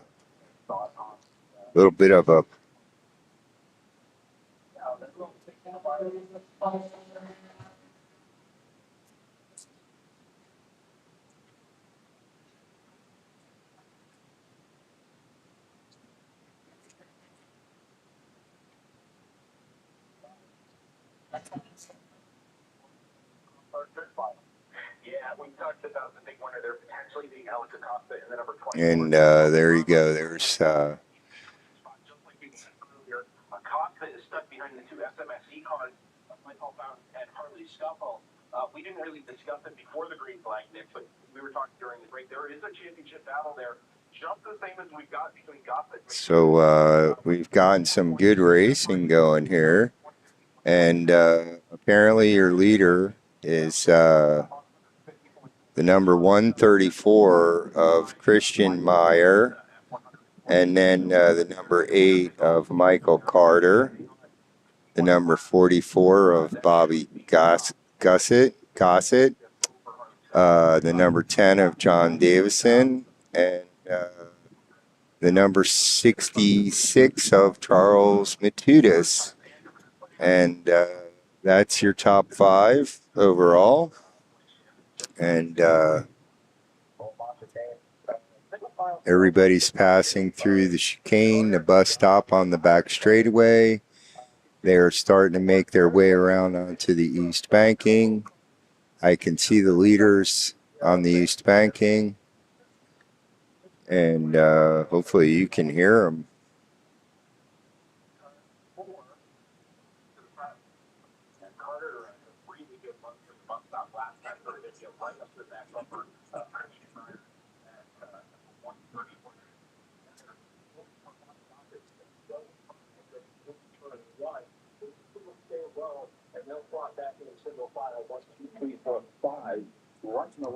Okay, here comes your leaders. You had to jump on those brakes and stay off the bumper of the exhibit. He does. That's really you have to do when you're out that out. You gotta stand every corner. Look at that battle down through the pack, man. These guys are going out at it. And,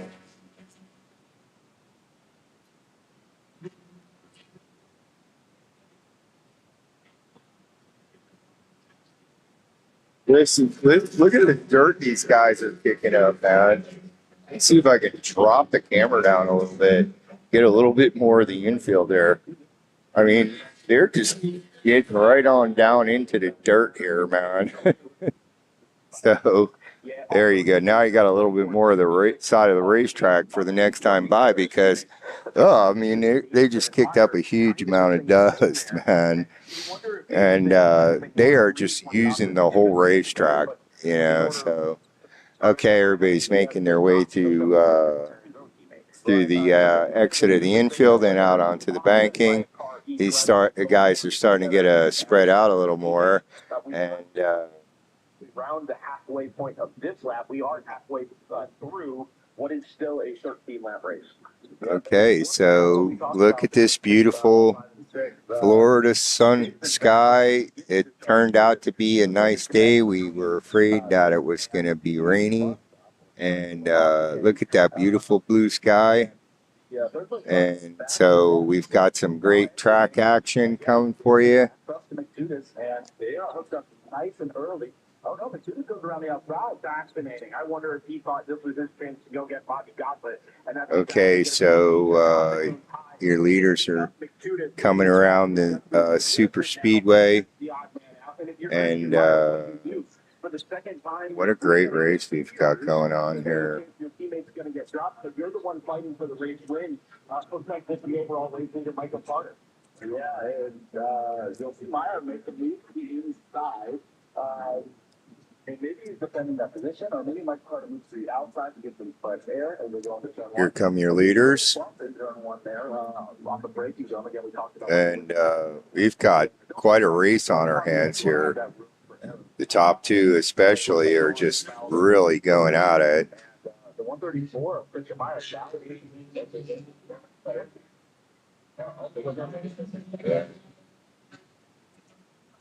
There is a bit of a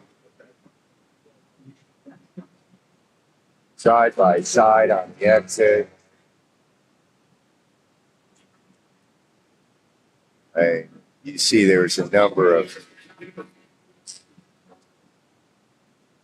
groups coming through. They're starting to get a little bit spread out now. And there's some good racing all the way down through the pack, man. I mean, look at that. Here he goes. Up the inside, didn't work. Keep trying. Okay, so and now you see the leaders are making their way out onto the west banking. And that was a pretty good race. We've got a pretty good race going here. The two leaders are hooked right together. So Meyer leading Carter around the banking at oval turn number 2. Davison hanging in there kind of tough. We'll pick up a couple of car lanes as they work back towards the bus stop again. and just draw him to the draft, but without a partner there to help him play this sort of 2-by-2 game up at the front of the field, I think it's just tougher done unless that 134 environment was a taker. And Mickey Davis actually missed the second apex of the chicane there. How good him and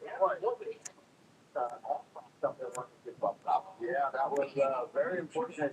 He needed to maximize that bus route to stay within a shout of the front two groups. That's going to hurt him, putting him in no man's land again, similar to what they saw yesterday. Now you have to wonder if Acosta and Zamo have what it takes to get to him. Is he the sitting duck for those two to get their act together and start making some ground out? See how much time Davidson has lost. It's going to be enough to kind of be in that gaggle with the two leaders, but once he started to defend, just no way. Okay, here come your leaders. Yeah, he's going to get a little race up in front. Perfect opportunity.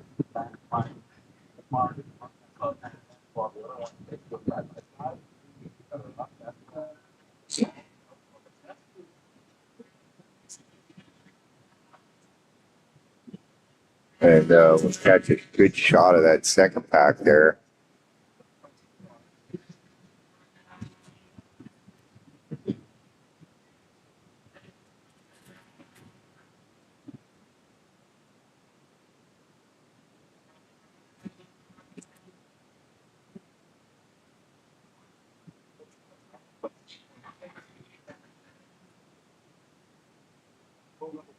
Auto racing has got to be don't hold each other up. Exactly. Don't cost yourself time.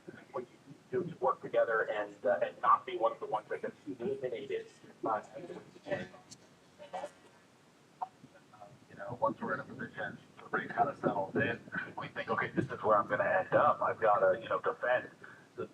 You've got to keep your mind open to the opportunity that, working together, you can still move forward. I had a learning experience in a race at Speedway one time where I was running third, and I said, you know what? I want a podium. And the guy in fourth after the race said, what's going on? Why were you blocking? Could have worked together. We could have caught first and second. And looking back at it, he was absolutely right. And so it's tough lesson to learn sometimes, but we'll see if this second group race, which it looks like they are. You're going to see them coming into the frame and should bust up soon. They're too wide, too deep. So maybe not as much fun as in the second group as there is in the first. Go single file, pair by pair. So your competitors are making their way around the East Banking. Got a pretty good race on our hands here. Thanks everybody for joining us. It's turned out to be a beautiful sunny day. Beautiful, warm. I think tomorrow is the first official day of fall, and this is fall in Florida. Late on the brakes for McNudis. We'll go around the outside on the backside of that kind of crown here at turn number 2. And he got in between. And there's a pass. Second spot. No, as a matter of fact, Meyer is going to back off forward.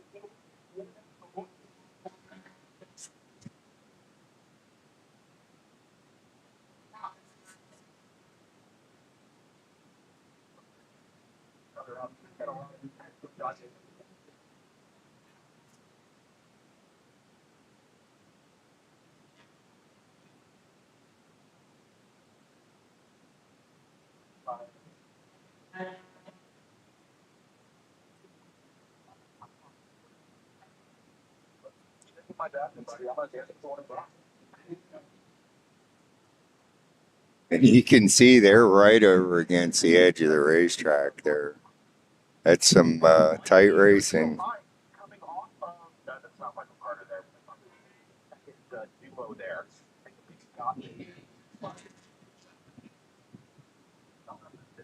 Not the tire working together still. They have committed to their dance partners at this point, so I would be surprised to see if they trade out anything. But yeah, they are paired up, and let's see if they go side by side into the bus stop, the Lamont chicane. Bus stop is fine also. Okay. And yeah, they do. They play nicely. They're single file. Looks like everyone makes it through Bears finally do the first two apexes. Third and fourth, looking pretty good as well. And we're making our way through the Spec Miata race. We've gotten a couple of pretty good laps in. These guys, they had one guy who stopped against the wall on the exit of 5, and so they had to spend one lap behind the pace car, unfortunately. But they're still getting their race done. For the most part, it looks like it's pretty clean racing. And I wanted to say that, we watched the endurance race last night, and it was like, these guys went 4 hours without bumping into each other. I mean, you have quite a race on your hands. The top 4 are just really inside.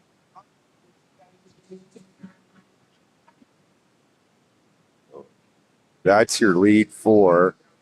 There's the next pack through.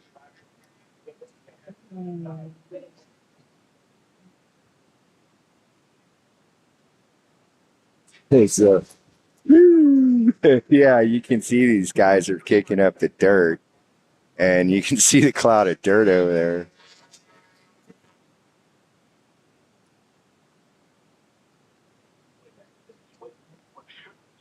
Come back to the line. Yeah, that's the front group is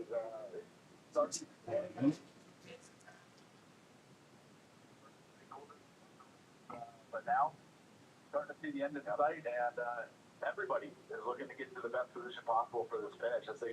It's a really close race for the top 4, and those guys are just going at it hand over fist. I mean, this is some pretty exciting racing. So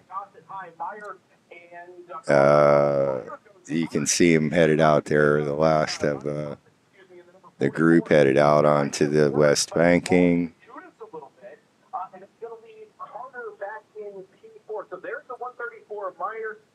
And watching over my shoulder.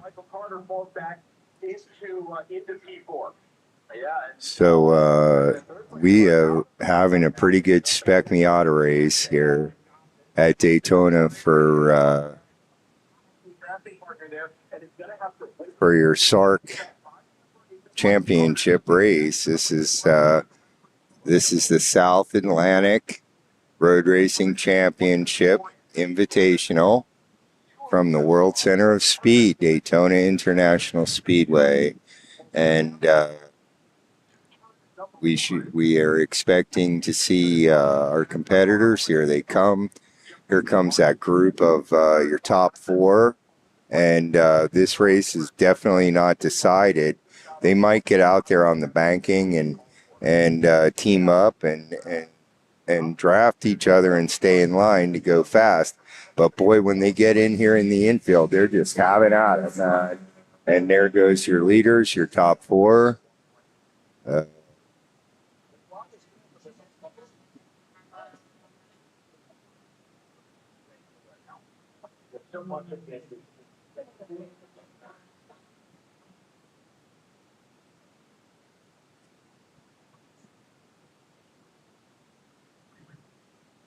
Plays out under some unique circumstances. You have your own drafting partners.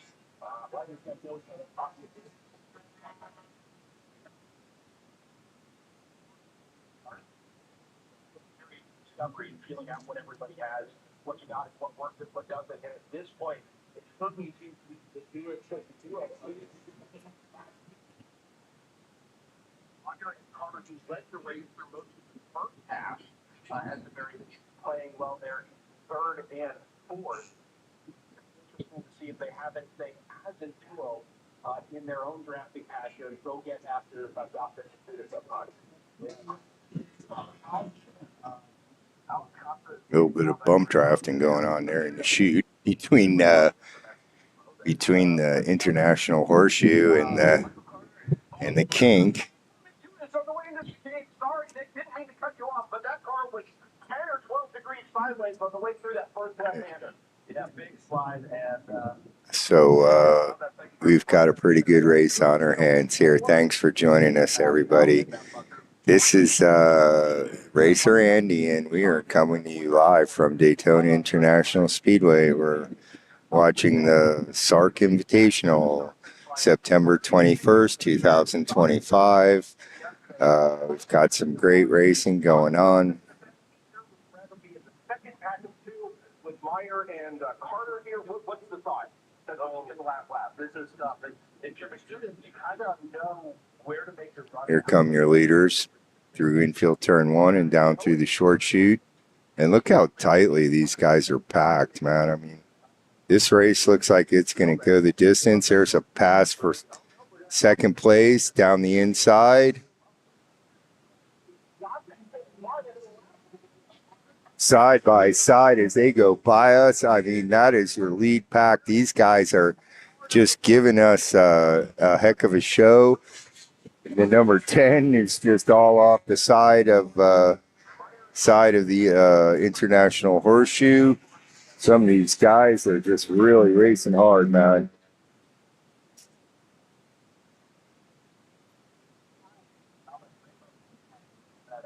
But more importantly, ahead of myself, that would be enough to give Harley Steffel. Like I say, there's championship aspirations all the way through the pack here. These guys are, this is 4 different classes of Spec Miata. So these guys, they're all working on their own individual championship races here. And you can see they're just using every bit of the racetrack and then some, you know.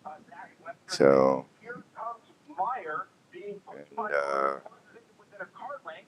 I don't know that the bus stop it's beautiful shots here.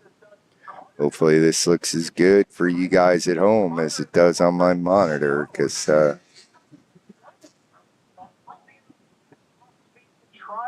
and claw that all back and get a top speed run coming back to the checkered flag. We wait and see. Oh, God, this way out of over the curve. Carter's his way out over the curve. The run. Oh, boy. Up in the front. And Carter has left Meyer for dead there in third. Carter is going to end up P4, no question about it. I think Tunin and Johnson are going to be punching each other home here. Just somebody duck out. Just Meyer has a choice to make. and so I think your leaders are crossing start finish. It was 2,000 yesterday. It's 1,000 today. And Bobby Johnson will do the double at Daytona. And here come your leaders, and that's on their cool down lap. A little bit earlier than yesterday, he knew that he was a little bit late on the move. So that was a heck of a race. Hopefully we got some good shots. Wow. About the Dutch getting a hope. Whoa! He thinks those tires are getting a little greasy. So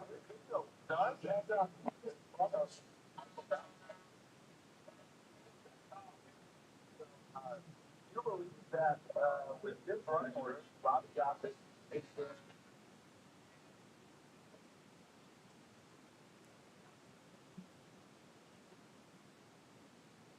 and they've been letting these guys take victory laps this weekend too, so you'll get a chance to see the winners come by with their checkered flags. So that's pretty cool.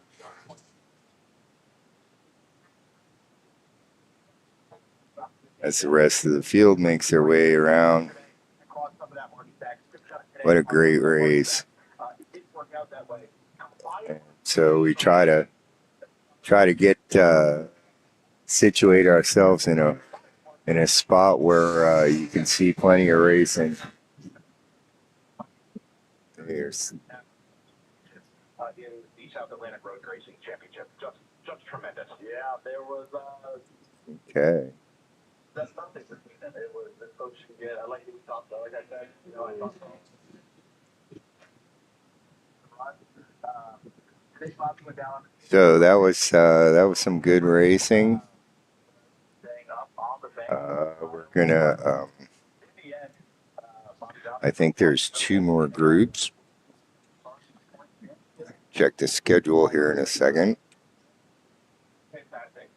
We're going to catch our breath here, which that's something I normally hate when commentators say, but I literally shouted into the microphone the last half a lap. Okay, so finishing order, and this is the finish is number 44, Bobby Gossett won the race overall. Number 66, Charles Matudis got second place. And Christian Meyer, 134, got third. Number 8, Michael Carter got fourth. Fifth place was number 10, John Davidson. That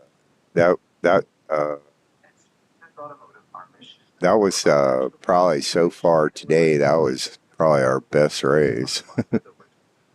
So the Spec Racer Fords were set up to have a pretty good race, and then they ended up having a pretty big snafu in turn one, and they ended up having a pretty large pile up.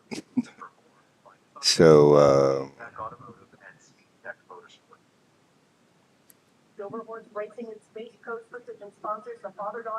the next group up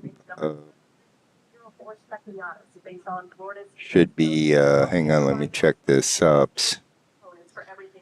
Your next race should be the production, E, F, and H production, GT Light, the B specs, the C specs, and ITB and ITC. And so they kind of split the IT classes up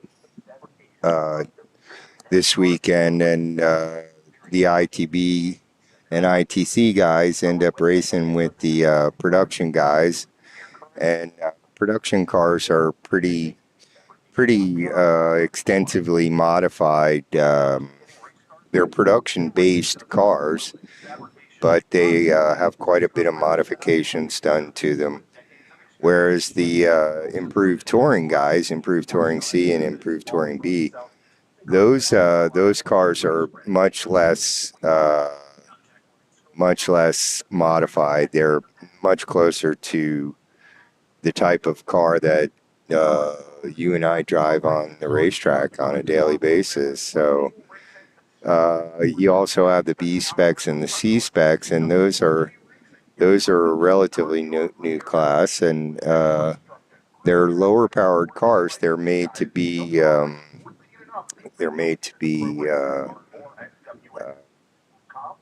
inexpensive to run, and here comes everybody on their parade lap. Let me see if I can catch the winners. And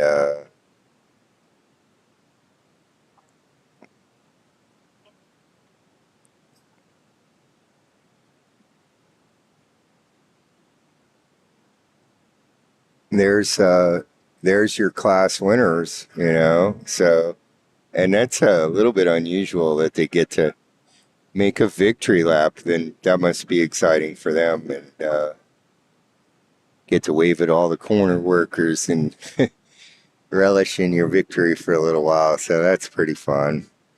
So thanks everybody for joining us. This is Racer Andy, and we are coming to you live from Daytona International Speedway, where we are bringing you the SARRC Invitational. That's the South Atlantic Road Racing Championship Invitational race. This is these guys' championship race, and none of the finishes are final yet, but these guys are contesting their championship for the whole year, and you've seen that reflected in the way these guys are driving. They're really driving the wheels off these cars. So it's been a pretty exciting day of racing.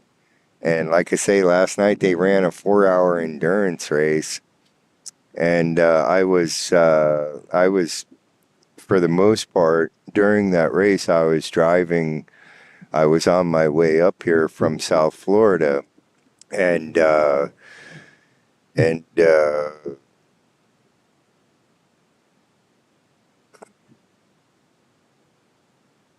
there's a white Corvette out on the racetrack. I'm not sure what that's about. He's just honking right along. But I'm gonna jump down out of the truck, and my windsock went flying, and I think it was working pretty well. But let me go see if I can retrieve it, and we're gonna tighten the straps down on the canopy and make sure that the canopy doesn't blow away. And when we come back, we're gonna watch the production. EFH production and B spec, C spec, and ITBs and the ITCs that's improved touring B and improved touring C.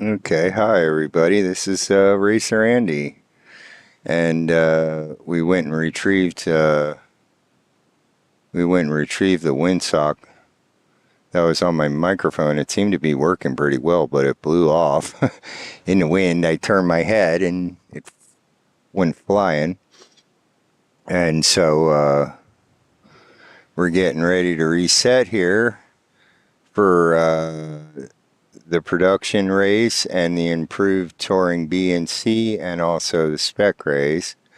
And so that should be pretty exciting.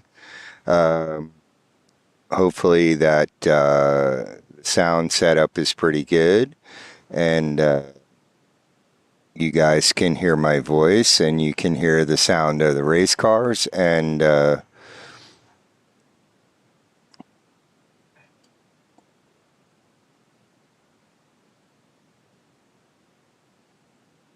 we just got through with the spec racer, or Spec Miata's race, and that was just a very exciting race, and I hope you guys enjoyed it.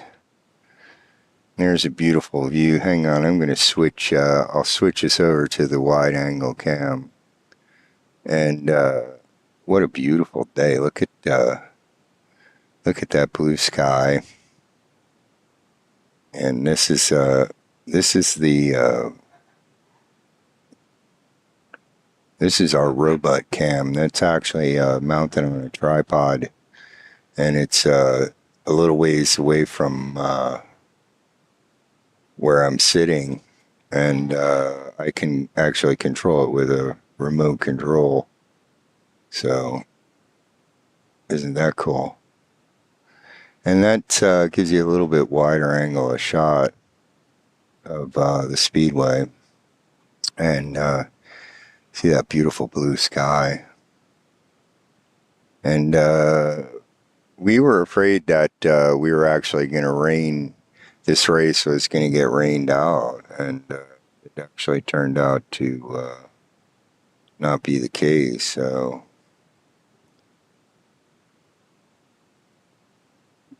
hi everybody.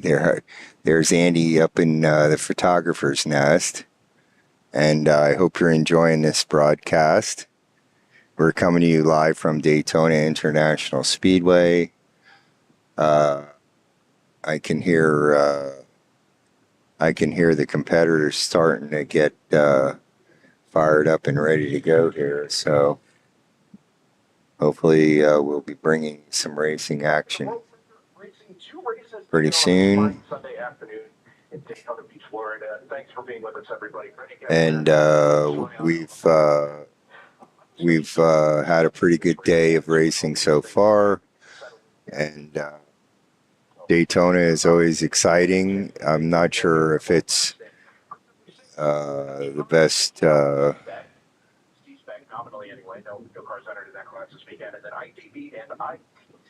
Okay, we've got the.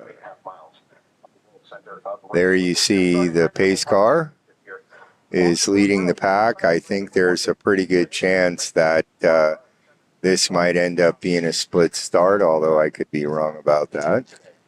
And there's the pace car, and I'll swing the camera around and let you guys get a good look at the pack as they go by.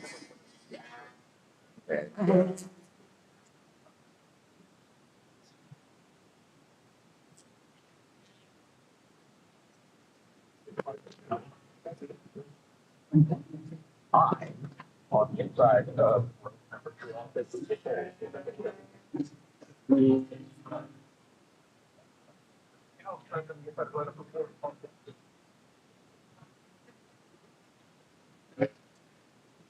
Actually, it kind of looks like they're going to start these guys all in one big giant wave.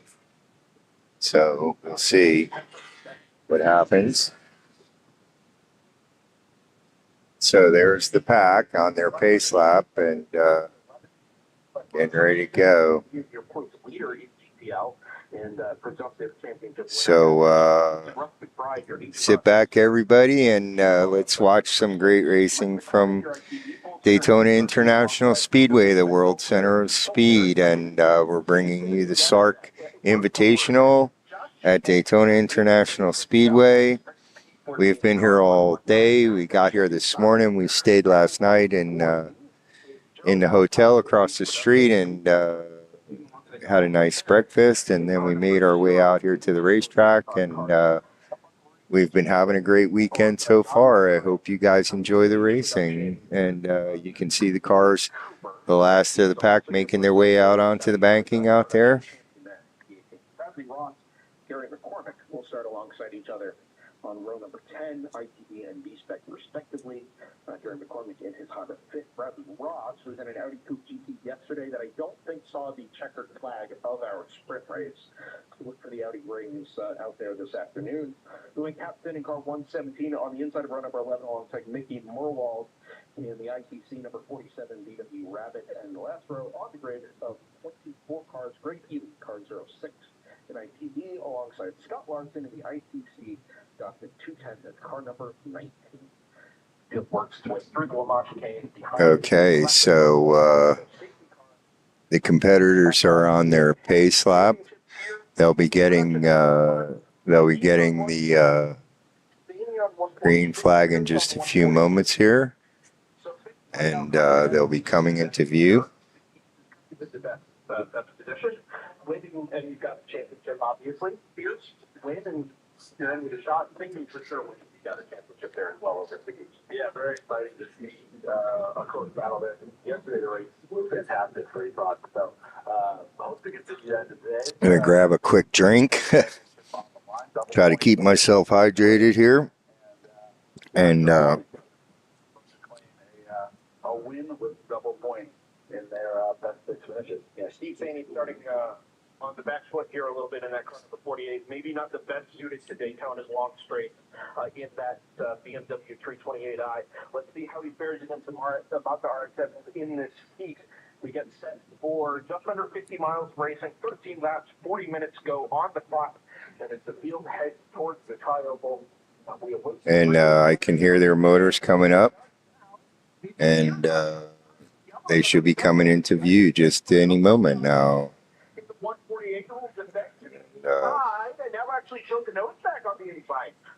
Here they come through the turn one.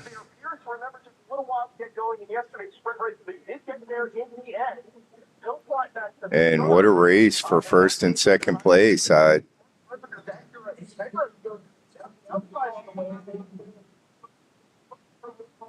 at this snarling pack.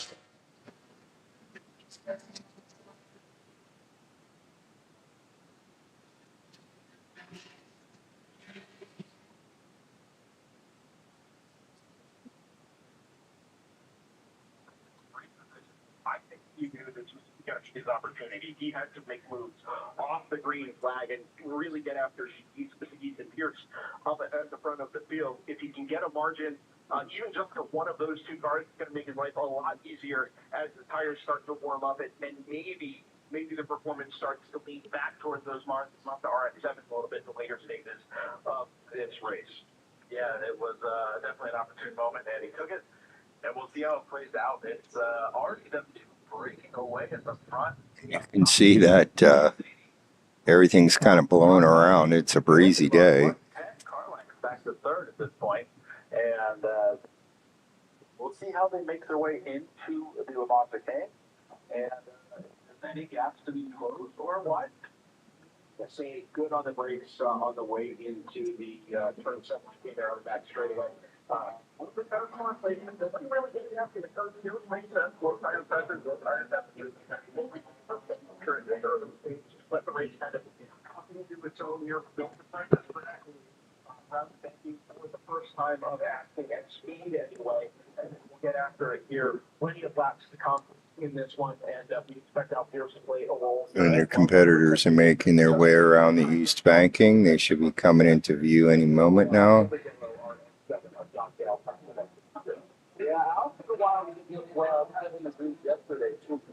And just the sound of the racing engines completely just fills the entire speedway.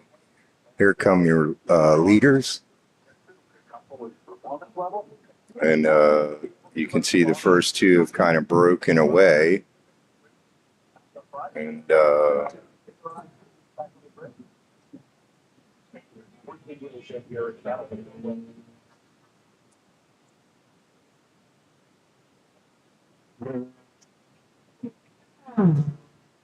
just catch the flames coming out of the back of that RX-7.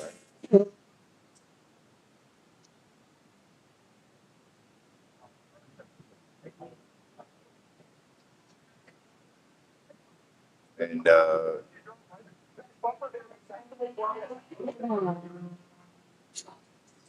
got some close racing.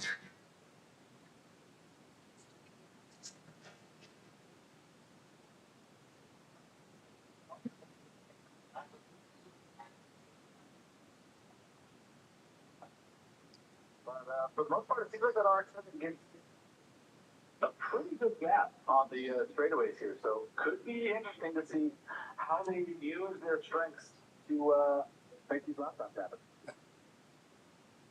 Yeah, the first lap off the jump there, Skeets and Saney both down in the 2:18 bracket. Out here, 2:21.7, John Bell in 2:22. So at least for the moment, Skeets and Saney for sure the two quickest cars on track. Saney getting a little bit more aggressive over those bolt-in curves on the back straightaway. This time through Pierce is a little offline, but still, yeah, just dabbing those inside apex curves through the left and the right at the bus stop. Yeah, looking a little bit further back, there's a duo of cars, John Bell and Mark Carpenter. Mark Carpenter is your leader in F production. So, thank you to the back of the production cars and Okay, and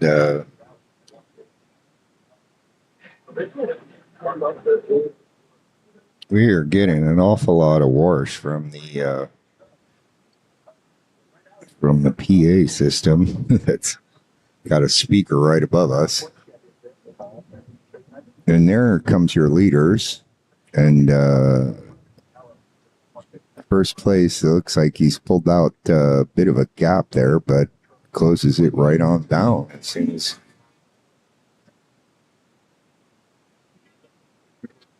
as they get down to the International Horseshoe. And competitors are starting to get a little bit spread out now. There is definitely a lot of wind on it.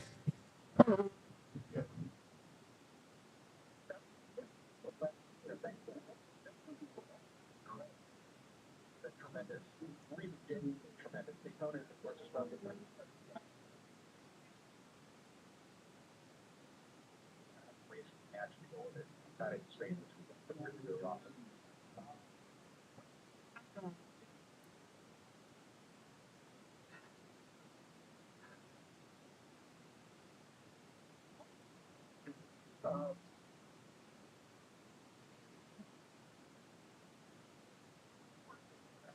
There's one of your B-Spec competitors.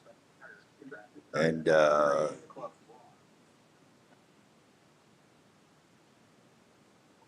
one of the ITC cars, that's an improved Touring C.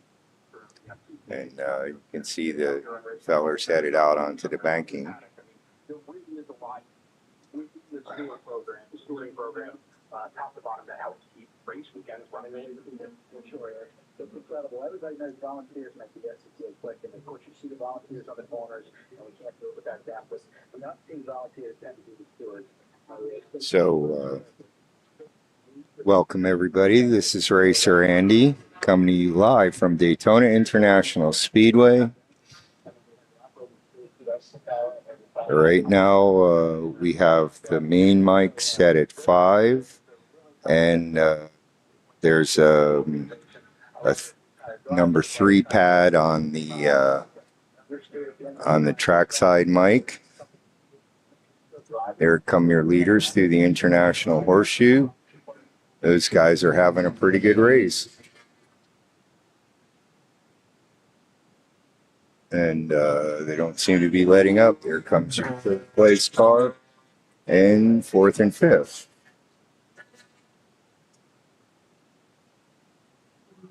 What a great shot. I hope you guys are getting a good look at this.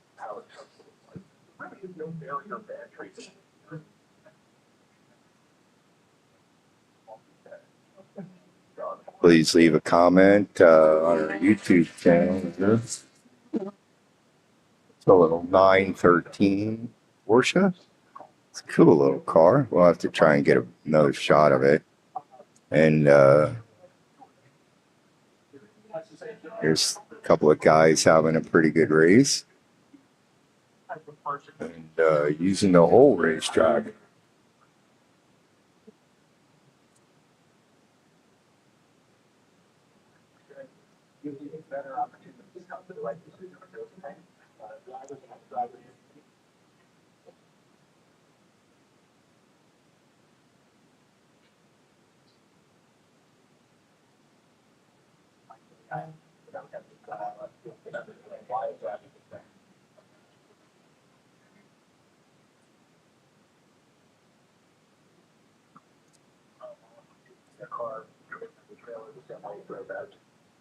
What's your motivation to be a part of the stewards committee, and in particular as an executive steward? You're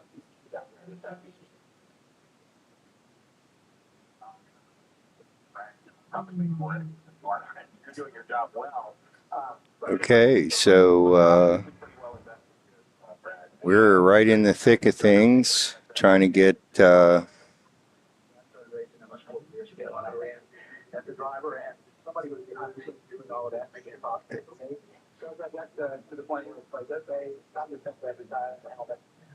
here come your leaders. And looks like every time that they come through the International Horseshoe, whoa, we might get a pass this time out. Nope.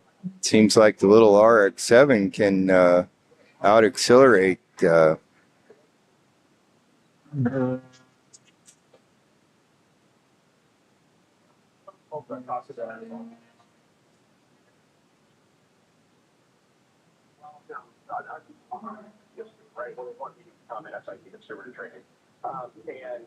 And that thing sounds like a very passive thing. Well, the conversation about having Terry Carl before the event.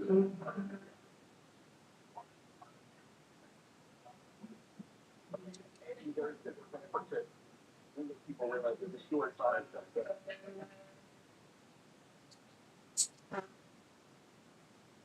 There's my little Porsche. That's a cool little car. I like it. transformed the thinking of the stewards committee or the stewards groups. What happened was happening while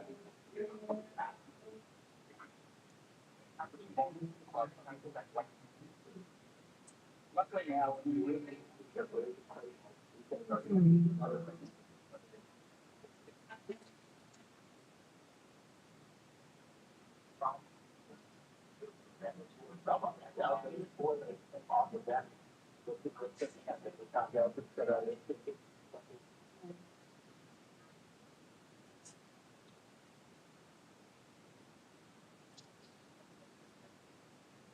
It's like that time that Mini was going for the outside line. So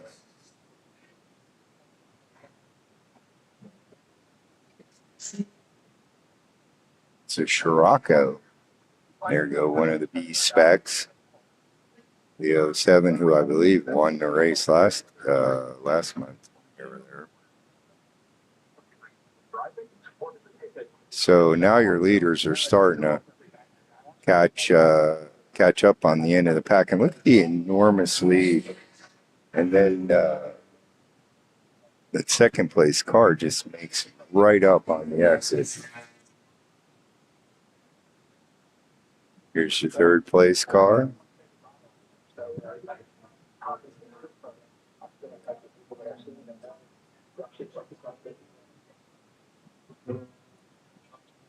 It's a good shot.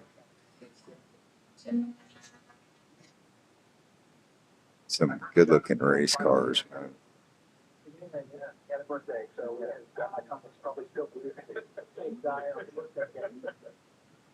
Yeah, happy birthday, Bill. Anything else we can do to help spread the word here, Brad? Absolutely great program. If they're coaching, we'd like to pull that. So even if you're not thinking that you can do it, Try to get a shot of all the cars that in the race, so that if you guys are competitors here and want to get a nice video clip or something like that. Yeah.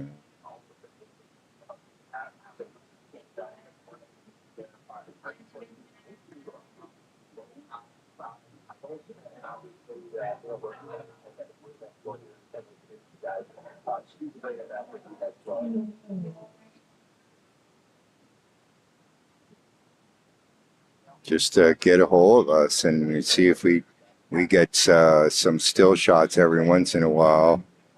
Last month I had a little bit of a rain break, and well, I think there might have been a little bit of contact between those guys that time. I mean, it sure looked like the rabbit sort of drove into the side of.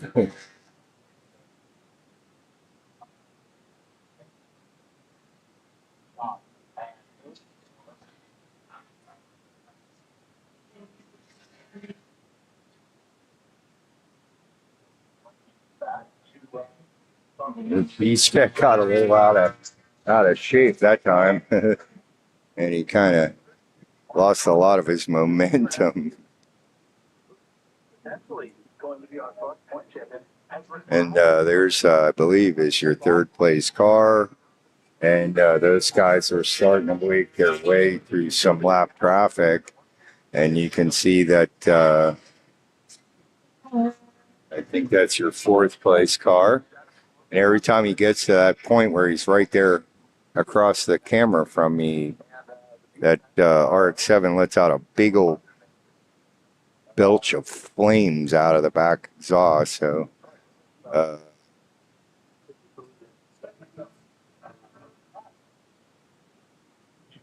real drama other than the front two cars battling it out. So F-Rod is the one that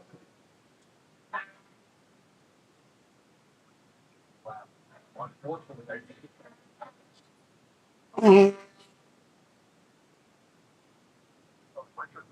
next man up there, corner number 1. okay, let's see if I can take a peek at. I'll take a look at the results. According to what I'm seeing, currently your leader is the number 148 of Sean Sagas, and he just passed start finish line, so he should be coming into view here directly. And there he is. He's pulled out.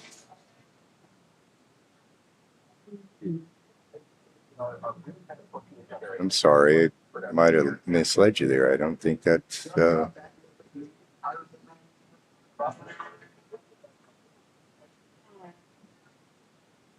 Your leader is the number 148. And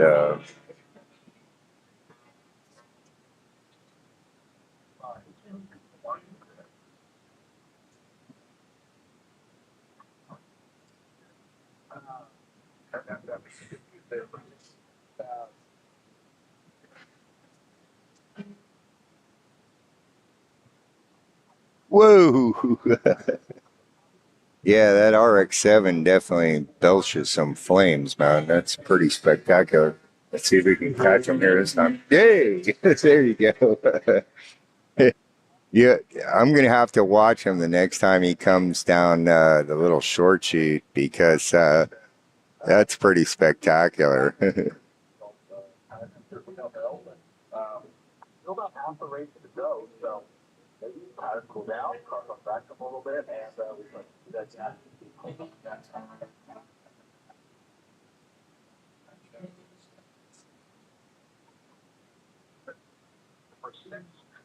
During the SARRC Invitational Challenge weekend, Sunday in Daytona,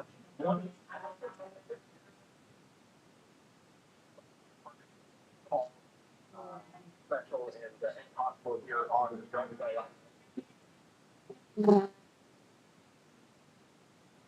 It's definitely one of the loudest race cars on the track. So, good afternoon, everybody. This is Racer Andy, and we are coming to you live from Daytona International Speedway. We are watching the SARRC Invitational, which is the South Atlantic Road Racing Championship. And this is these guys' championship race, man. And they're just, they're fighting hard and trying to see if they can win themselves a championship. So,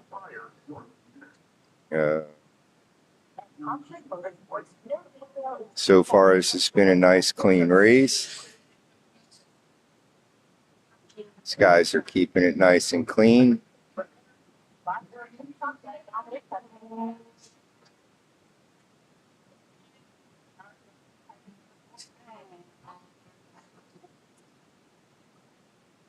And the next motorsport is now Florida's home. It's on by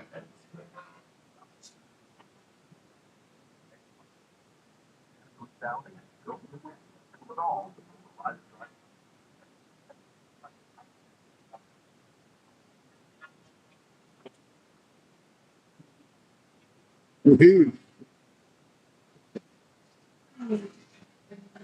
Yeah, it's pretty cool looking.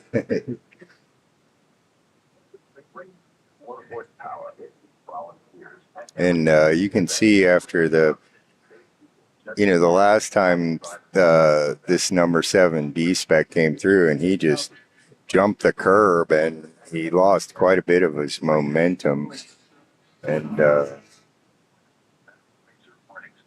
Volunteer your insight, shape the future of motorsport. Step up, give back, become a steward, and help the next generation drive faster and fairer. Learn more at SCCA.com.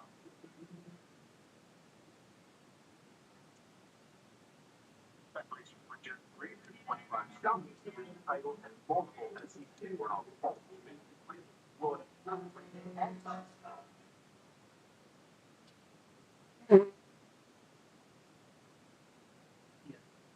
PM Racing, become part of a winning team. Contact Brian Schofield or stop by the PM Racing tent in the past.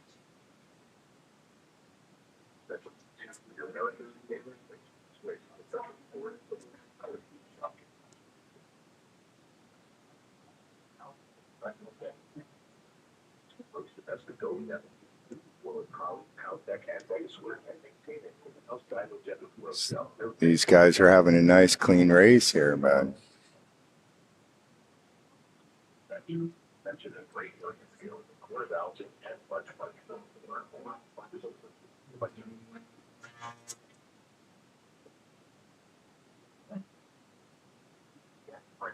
You're on a drum line since 1977 March.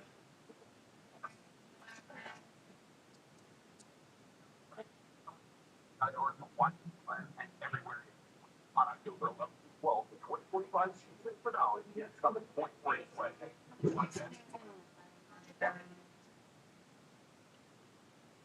Line. Unbracket road racing series with the motto, fire.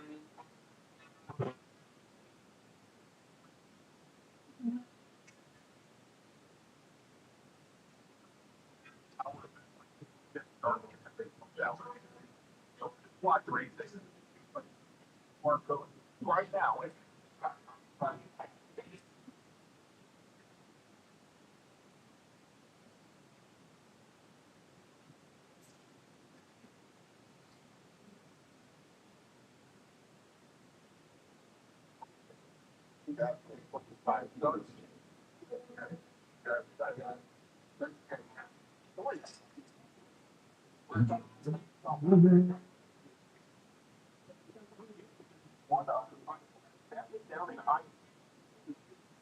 Where you see more wall than Scott Lawrence with one. Specifically, had points in the rears of Larson. Only 4 points finishes. And it looks like Larson being about started today. That's good. The ICC title over to the Monroe before the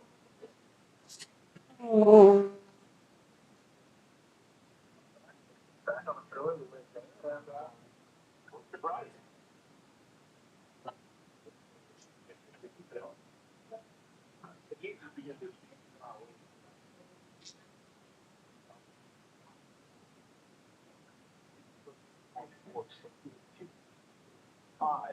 So just in that last lap, on a way 5 seconds.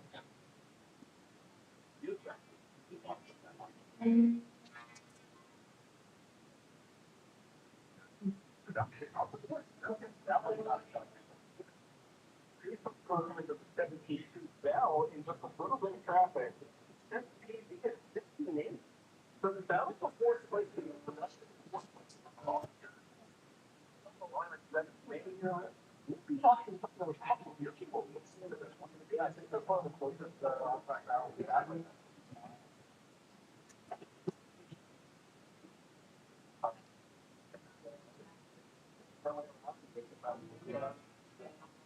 The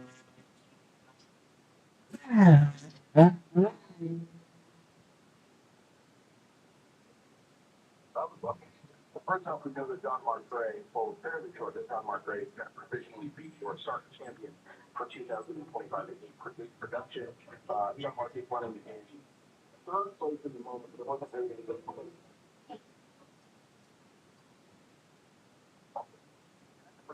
Donald Pacheco.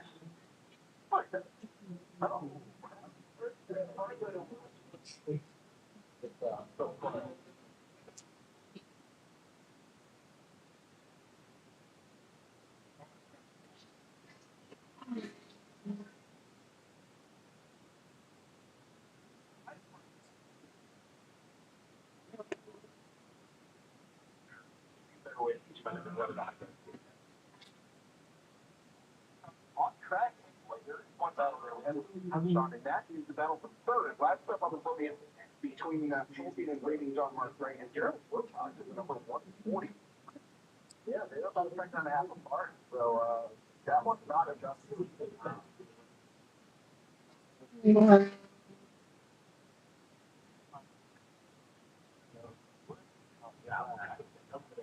coming out of NASCAR turn 2 with what should be the red golf there. Intel, absolutely what it is. There we go. Yeah.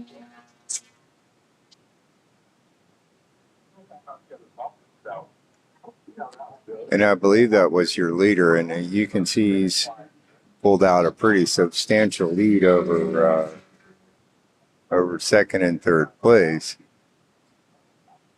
It's an interesting car. Okay, and I believe this next group through is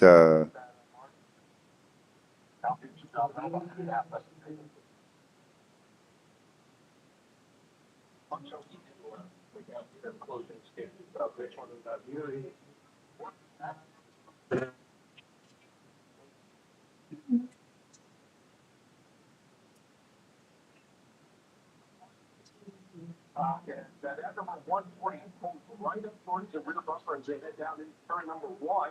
They are on the brakes. Number 140,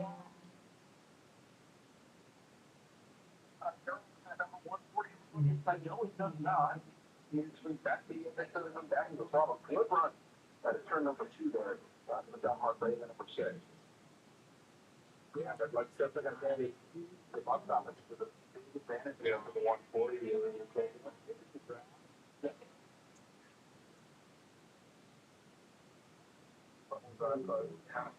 Slide around the rear end. Not quite as much to do with it on the drag car.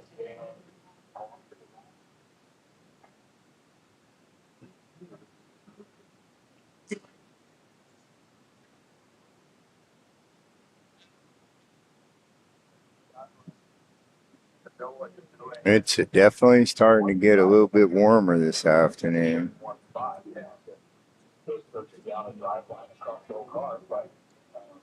They are fun to watch because they kind of hop around sometimes.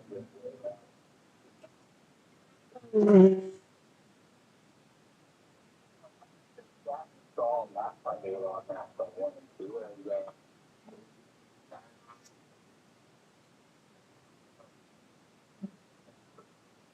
don't flag them. They're working their way down the back stretch.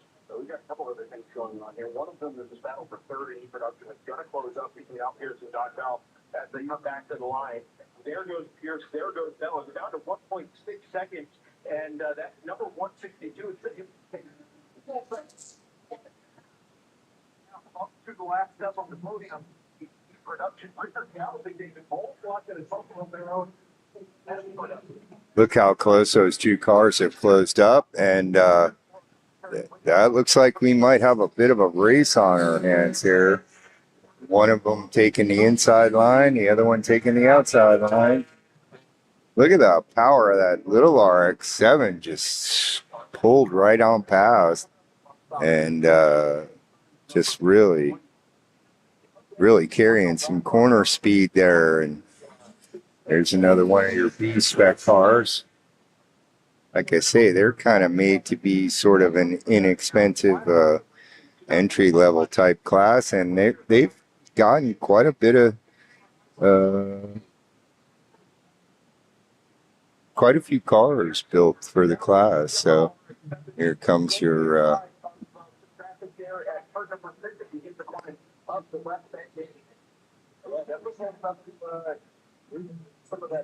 you can see those two competitors are still pretty close. I want to catch this little.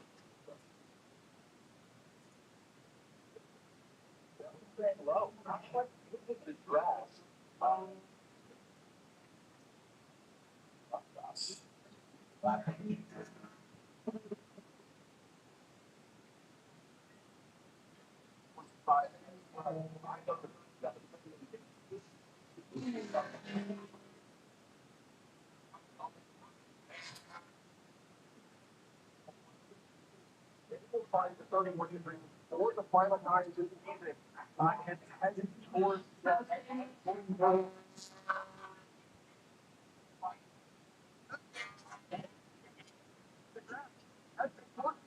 Here's the given right in the middle of the road.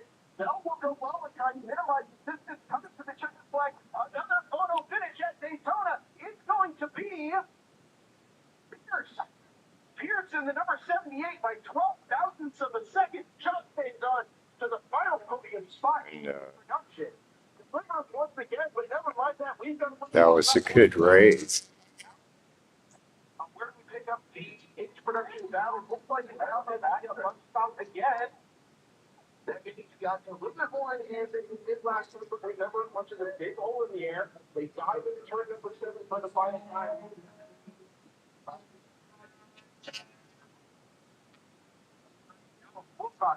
Well, head of understanding, I think John Mark Ray is going to have enough here. It's about 8 car lengths, very short car lengths for the Mini, obviously, but 8 car lengths nonetheless as they head up into that banking on the beach side of the Speedway. And these guys are on their cool down lap. And I think I can run down the finishing order if you'd like.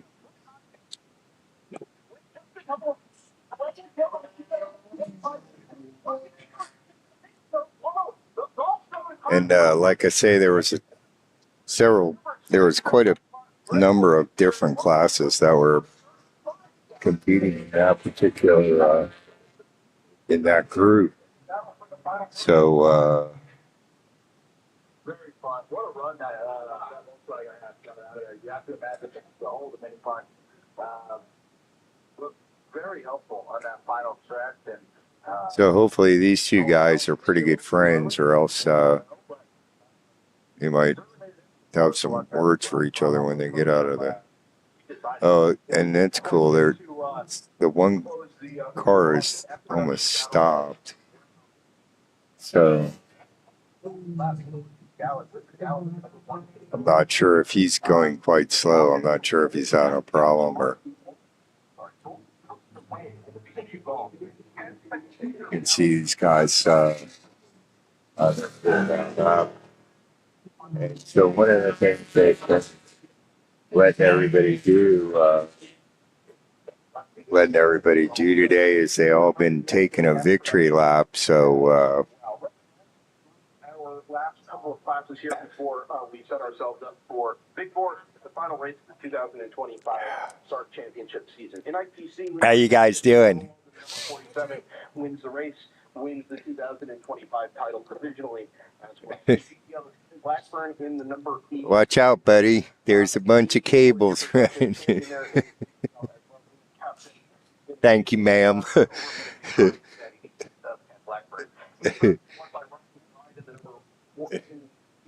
Thanks, buddy. He's got his earphones on. I don't think he can hear me. So, yeah, and we've got one more race here this afternoon. And like I say, they're going to let these guys take a victory lap. So we'll get a nice chance to see them all come by one more time with their checkered flags. And, you know, I think, if I recall correctly, I mean, I remember that used to be a thing, but I honestly, any of the races that I've had ever competed in or participated in, or I had never seen them let guys take a victory lap. So I think that's a pretty nice thing for a guy, you know, to always be able to remember. And I think they let you keep the flag. I mean, I think they're just kind of, you know, they're not like the flags they use for the actual race. They're kind of like made for, you know, trophies. I mean, you might as well be measuring that in, you know, in miles at that point relative to the especially auto finish we had earlier. 12,000, just, you know. Clear winner there. We've been spoiled for the third place. Yeah, exactly. Spoiled. Josh Schmidt brings home the trophy and B-Spec and the championship there as well. Babyface himself. And number 119 Chevy Sonic. F production, David Foles and Gallup. We already mentioned that, your top two. Pedro Rivera will round out the podium with Mark Carpenter coming to that flat tire in car number 30 earlier on as well. Going to do it for Group 6. One more to go. Okay, so our next group is Group 7, and this is GT1 and GT2, GTA, GTX, American Sedan, T1, T2, SPO, and Spec Corvette. And so you basically have quite a pretty good sized group there of different classes, but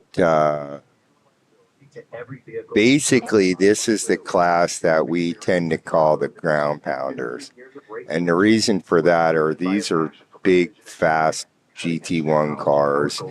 These are cars that most likely out on the back straightaway here at Daytona are going 180 or 190 miles an hour or so.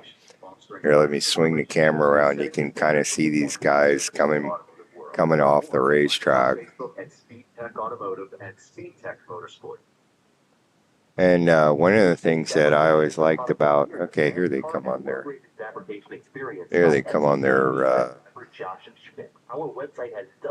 victory laps. Or next race car build. Visit babyfacefabrication.com to learn more. With speed, precision, best survival track. That's why champions trust Triax Precision Manufacturing.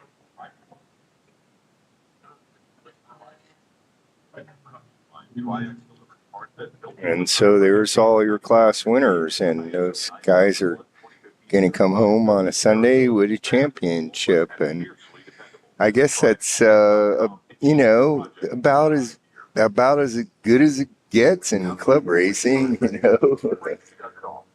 And so they're still coming through. Results to prove that their Florida-based team supports drivers at events all across the Southeast, keeping cars fast, reliable, and race ready. PM Racing, we are driven. Contact Brian Schofield or visit the PM Racing tent in the paddock. Yeah, we're waving at the race car drivers as they go by on their victory lap, because we can. So, okay, so we're getting ready to bring the ground pounders up, and if there's ever a group of cars that's going to It's going to bounce the dB meters into the danger zone. This is it. These things are loud and fast. Racing.com. And a big thank you to all the volunteers who make this weekend's SARRC Invitational Challenge possible. Silver Horse Racing and Space Coast Precision, proudly manufacturing in the USA for over 20 years, right here on Florida's Space Coast. Using advanced CNC machinery and software, they deliver precision components for companies like Shelby American, Magnuson Superchargers, and even SpaceX. From deep sea testing to the racetrack, their commitment to performance runs deep. Sponsoring the father-daughter spec Miata team of Marcelo and Alyssa Canatano. Whether you need one part or a full production run, Silver Horse Racing and Space Coast Precision are ready to tackle your manufacturing needs. So I hope everybody's enjoying the racing this afternoon. And this is Racer Andy, and we are coming to you from Daytona International Speedway, the world center of racing. And we're bringing you the last race of the SARRC Championship. That's the South Atlantic Road Racing Championship.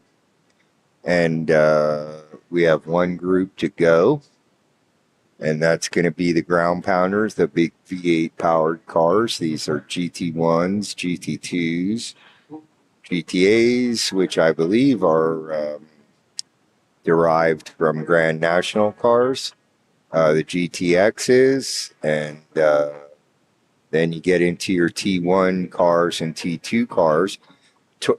When I say T1 and T2, I'm referring to touring, the touring cars, and that's basically touring cars are quite very close to stock, but they also these are the cars in T1 and T2 are obviously very, very fast stock cars. They're, Corvettes and Porsches and Lamborghinis, Ferraris, and just, supercars, basically cars that are sold for production purposes, but are, very, very fast and very, very capable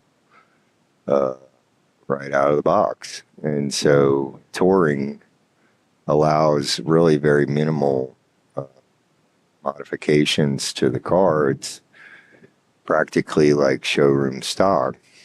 So,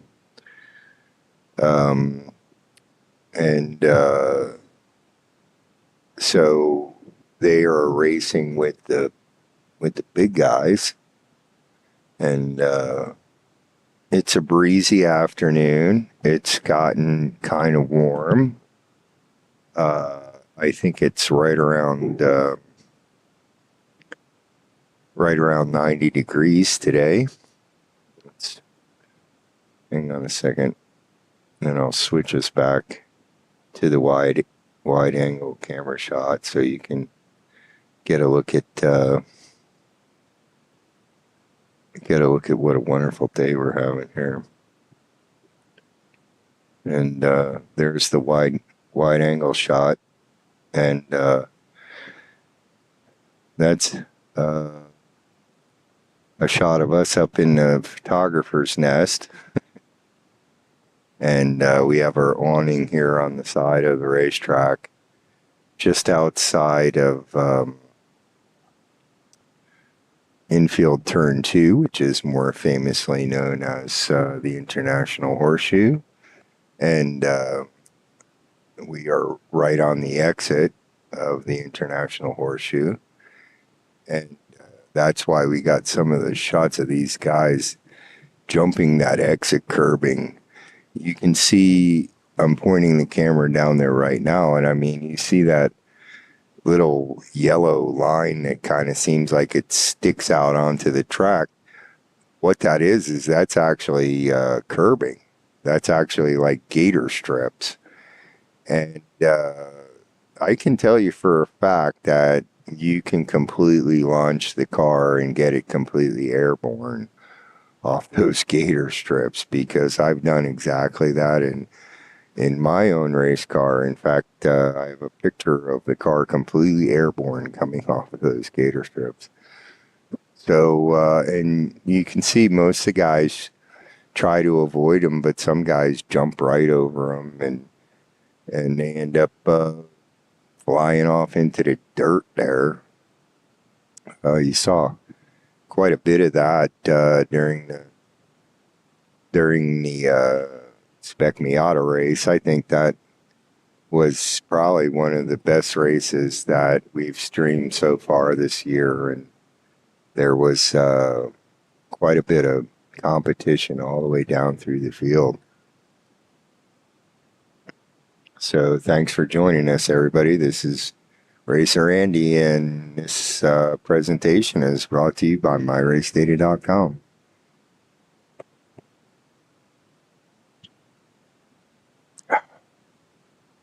Get a little drink here. Try and keep myself hydrated. We've had a pretty good afternoon of racing. Here comes your pace car leading the field. Hang on, let me switch back to the other camera and let you guys get a good look at these cars. There's your ground pounders. And there's quite a variety of different kinds of cars here, as you can see. And that's one of the cool things. One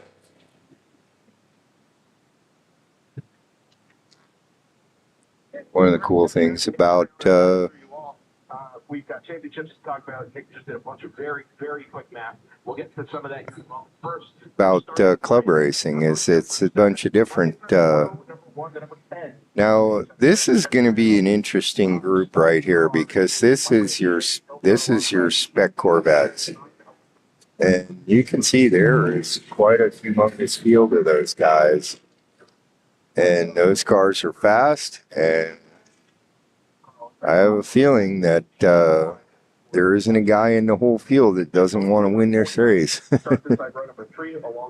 So thanks everybody for joining us, and we're about 2 minutes away from the last race of the afternoon, and that's going to be our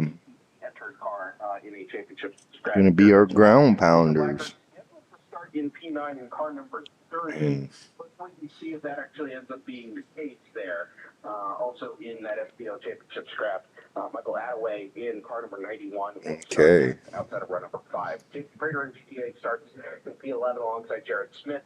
It's an SBO in our car number 147. Hi, everybody. This is Racer Andy, and we're coming to you from Daytona.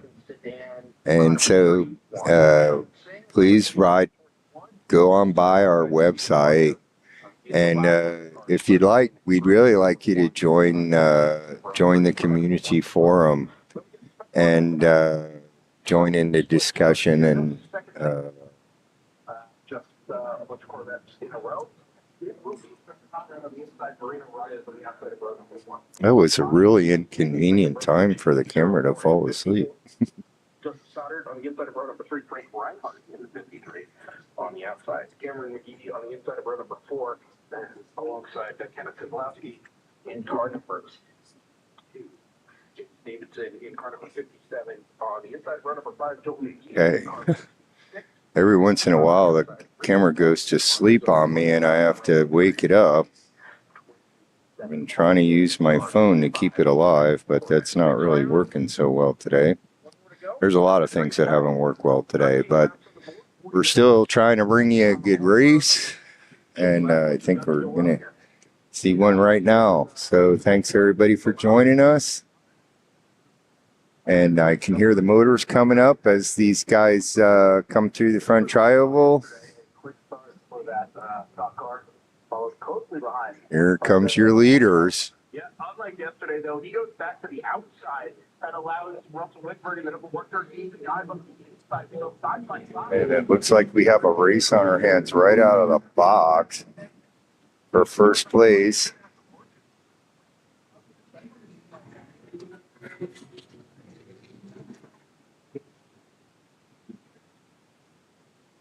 There go the ground pounders. There's these guys kicked up all kind of dust and debris as they made their way through. And here comes your leader in Spec Corvette. Looks like the leader has pulled out quite a big lead. Very, very dusty there on the exit of turn number 2. A lot of cars getting the outside. And we have a car around, and right in front of our camera. Shane from Wittenberg. Hi, buddy. And so he's going to get himself going again. And I'm pretty sure we caught that one live.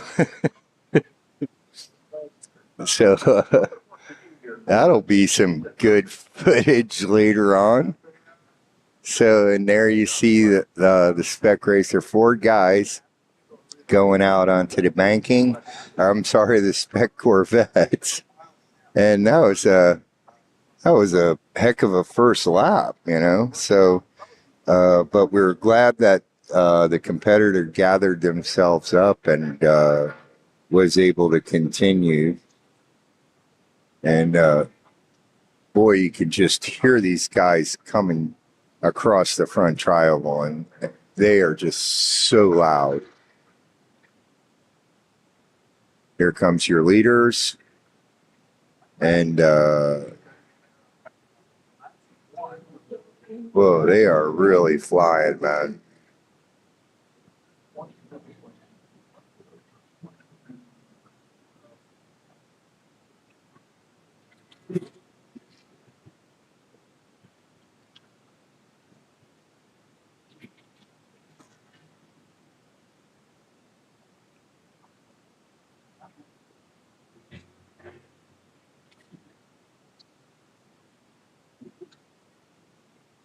Okay, and here comes your Spec Corvettes. There's your leader in Spec Corvette, and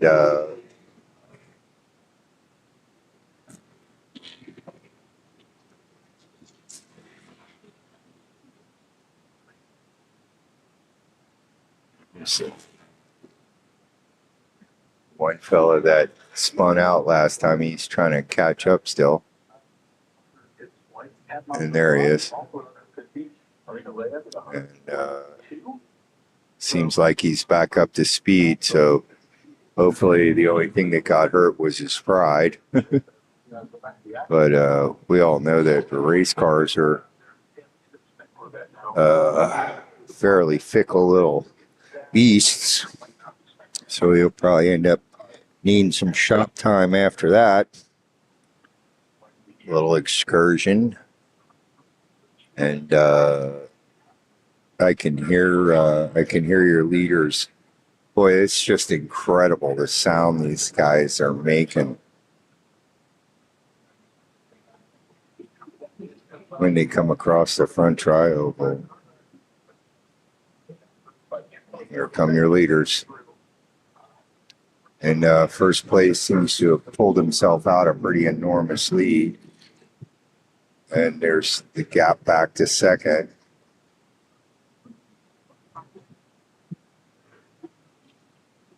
And it looks like your leader has actually lost his wing is broken.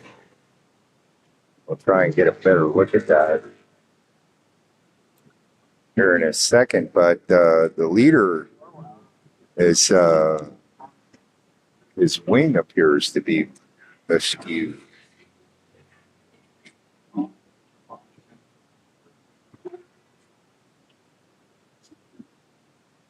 And here comes your leader in Spec Corvette and the rest of the pack. And as you can see, those guys have already started getting into lap traffic. And yeah, that was a bird that just flew by the awning. So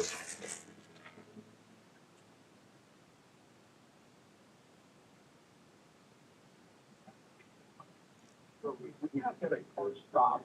Just the entrance to the exit Look how close these guys are, man.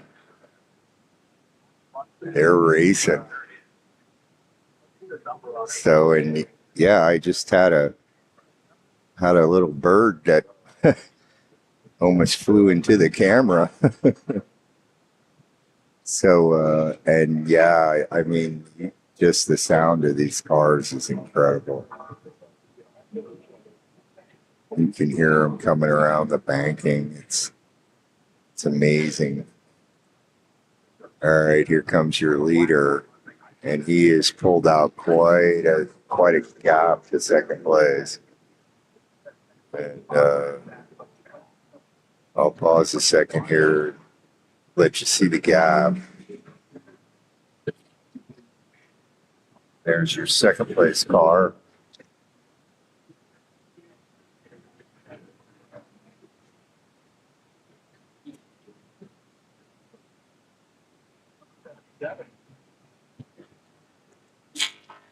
I don't know whether you guys got a good look or not at the rear wing on that leading car.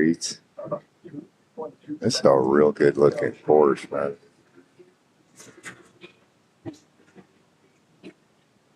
That's, I believe, a Hendrix Motorsport car.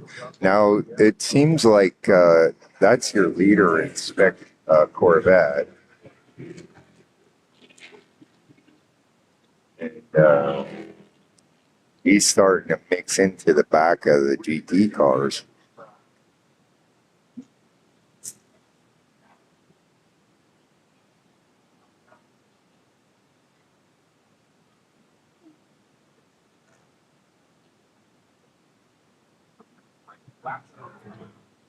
There's the Daytona SARRC Invitational Challenge on driver's side left.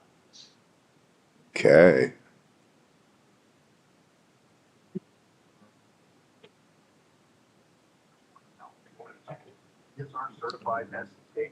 Okay, and so you can see the cars making their way out onto the banking.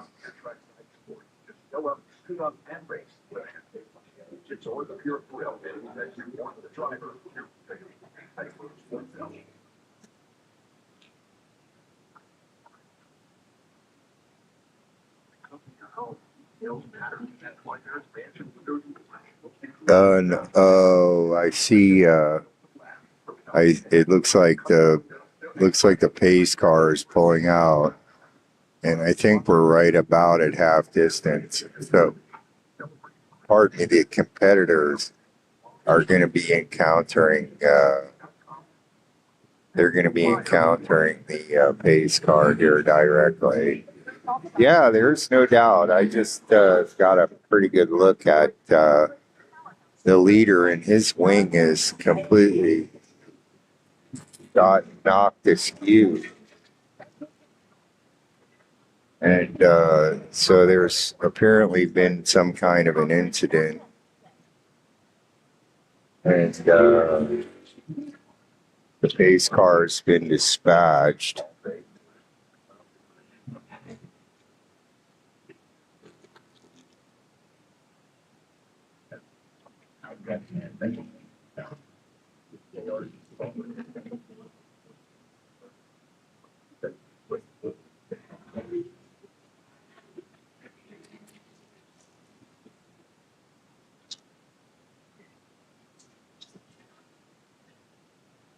And yeah, we're showing a yellow flag. Currently, the leader is Michael Say in SPO, and then comes Mickey Carter in GTA, and then Chip Bozeman also in GTA, and then Bob Monette in GT1. So you can see there's a pretty good mix of cars, you know, at the front end of that pack, and that helps explain a little bit of the gap that immediately Florida and supporting racers throughout the Southeast. PM Racing provides championship level service for spec racer for gym. formed. I mean, the first car is an SBO car, and then the next two in a row are GT1s. And so all these guys are going to have a chance to get it back on. Like I say, when the pace car gets out there, then there's like a reset on the channel and racing right alongside Morrison's 2018 the Sprint Bracket Road Racing Series with the motto any tire, any motor, any suspension welcomes racers with most any race car for close competitive races 3 times a weekend. And none of this happens without the incredible volunteers who power events like this weekend's SARRC Invitational Challenge. Thank you. Don't just watch racing, feel it. Scan the QR code and subscribe now at youtube.com/@WDCR. So these guys, actually, it looks like they're about 11 minutes into a 30-minute race. And so they're showing 9 laps to go. The Blackboard Mustang was towed off the skid pad and into the grid outlet there. We entered the turn number 4, the classic Mazda of Orlando safety car light. Yeah, apparently somebody spun out in turn 4, which is the second horseshoe, and I can hear the motors coming up, and the monitor is showing green. So here we go again. And,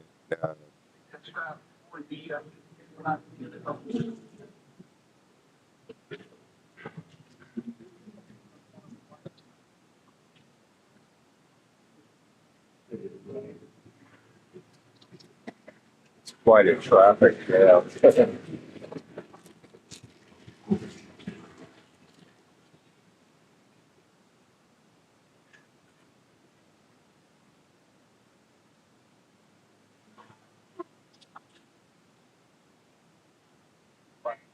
So there's your restart, and you can see the cars up there going through the second horseshoe, and then making their way out onto the banking. And I can see the lead car is pulling out quite a bit of a gap on second and third place. You're instantly in traffic. And it may be good as the next one, possibly the slowest of these big 4 cars, but you never really know. So it's turned out to be a great day of racing. Thanks everybody for joining us. This is Racer Andy coming to you live from Daytona. This race is brought to you by MyRaceData.com and presented by the Central Florida region, which we all believe is pretty much the greatest region of racing there is. So. And I can hear your leaders coming around the front tri-oval. Here comes your leader into view.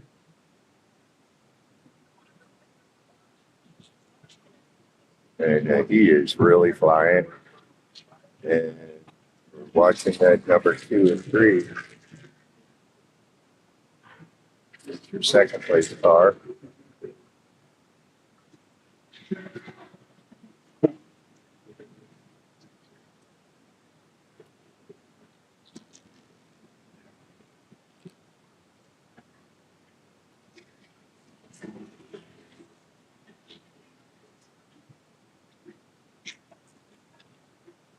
Quite a few of those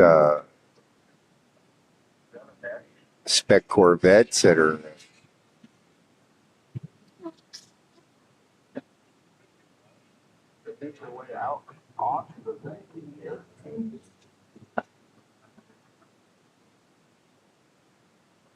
between them. Some top speeds from that onboard camera, by the way. Yeah, that's pretty associated with that 100 miles an hour before jumping on a bike down there. It's turn number 1. Cars press to find 2 more classes of cars that are pushing above 60 down in 21 here at Sebring. SCT and Club races. lot of budget too. Yeah, that's Okay.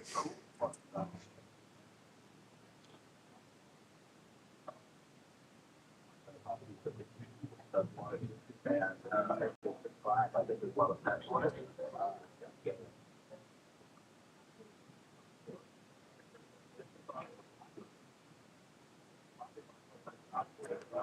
Boy, these guys make a racket. And so this is quite a spectacle. Here comes your leader. And we're keep the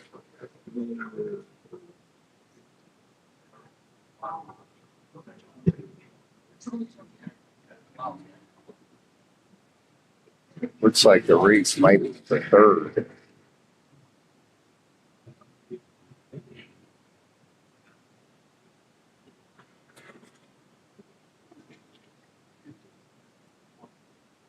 Guys are kicking up some dust.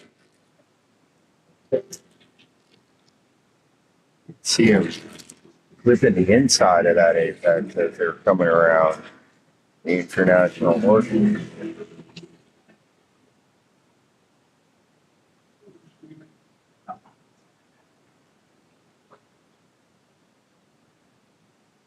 On a normal race, we can wouldn't necessarily be able to follow. So all this is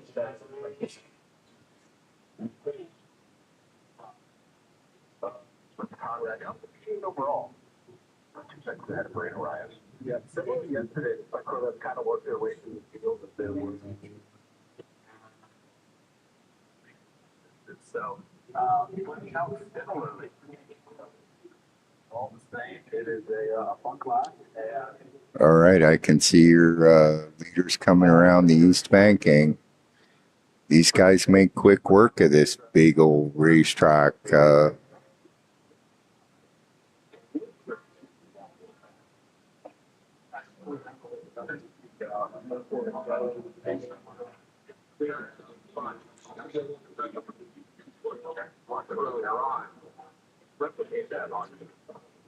Here comes your leader, turn one. He's got a pretty comfortable margin built up. Here comes second and third overall.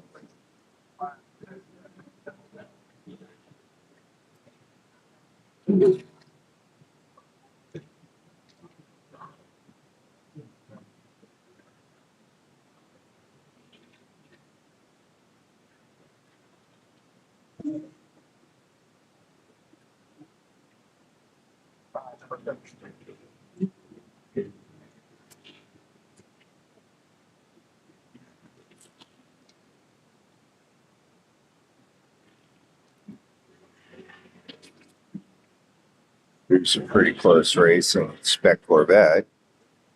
Those guys are having a good race.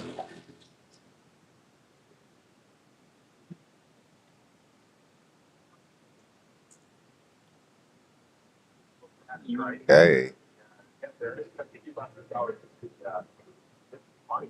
What's stock career in 2000?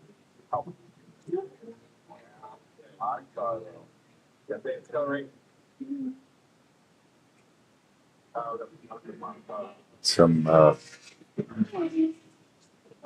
interesting throttle application there coming through the shoe. Yep, and he is getting after Chip Bozeman in that number 49 Lewisburg. I hope you're enjoying this race. And CCS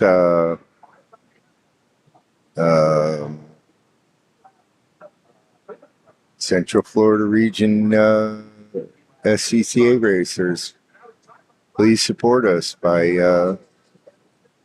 showing a little love and watching our videos and giving us a like. Okay, it looks like we've had a change of position for second place. And those two cars were in the opposite order the last time they came by, so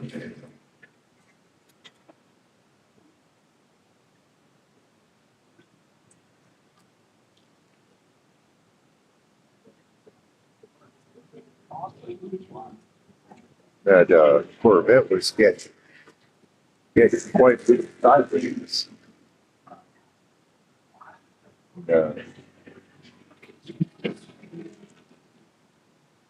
See, some of these competitors are jumping in, literally getting into the dirt on the entrance of that corner. And So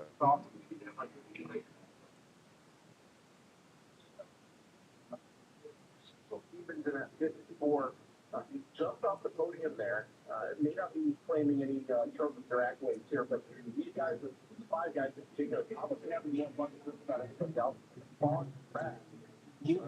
Trying to see what people last 4 last year to sort out. Mostly for a little bit of pride and slack.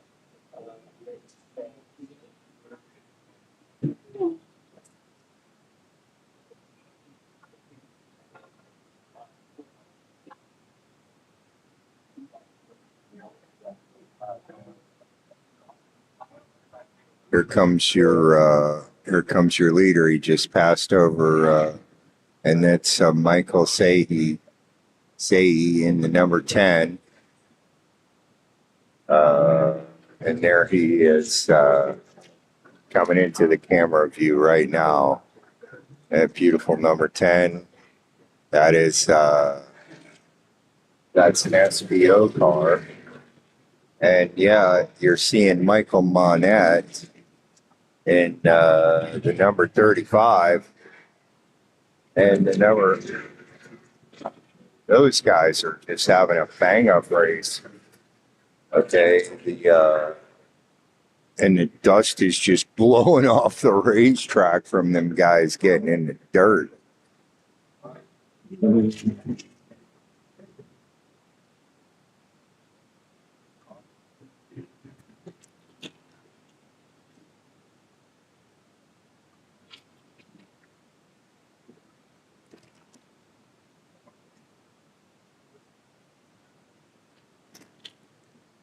Look at this batch of spec Corvettes, man.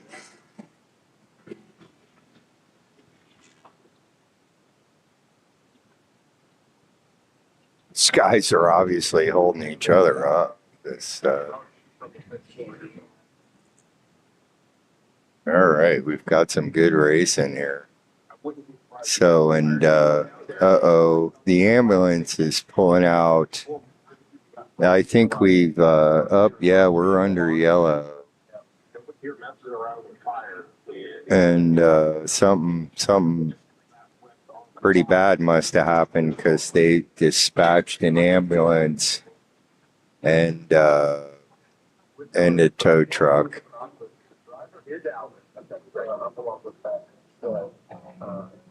We must have had a pretty good shunt because I can hear the announcer saying that the driver is out, so that's a good thing. And here comes the second pace car. I believe that they're probably going to try and pick up the racers the next time they come through. And speaking of which, here comes your leader. And in the number 10, they're going to see the pace car right up ahead. And here's the 35. Trying to see if I can figure out who went missing on us here. They'll come back around and take the point. And it looks like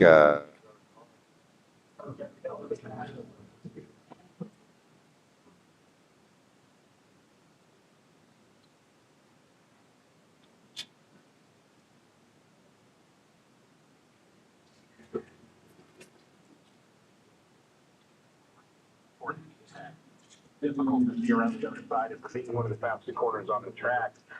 Having here comes this big old pack of spec Corvettes, and they haven't encountered the pace car yet, so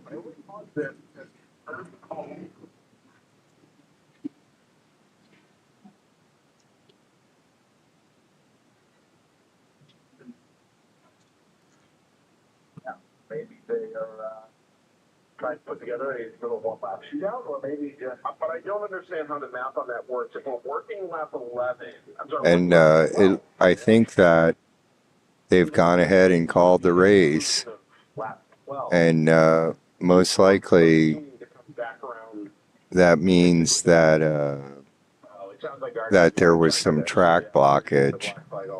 And once they go about 50% distance,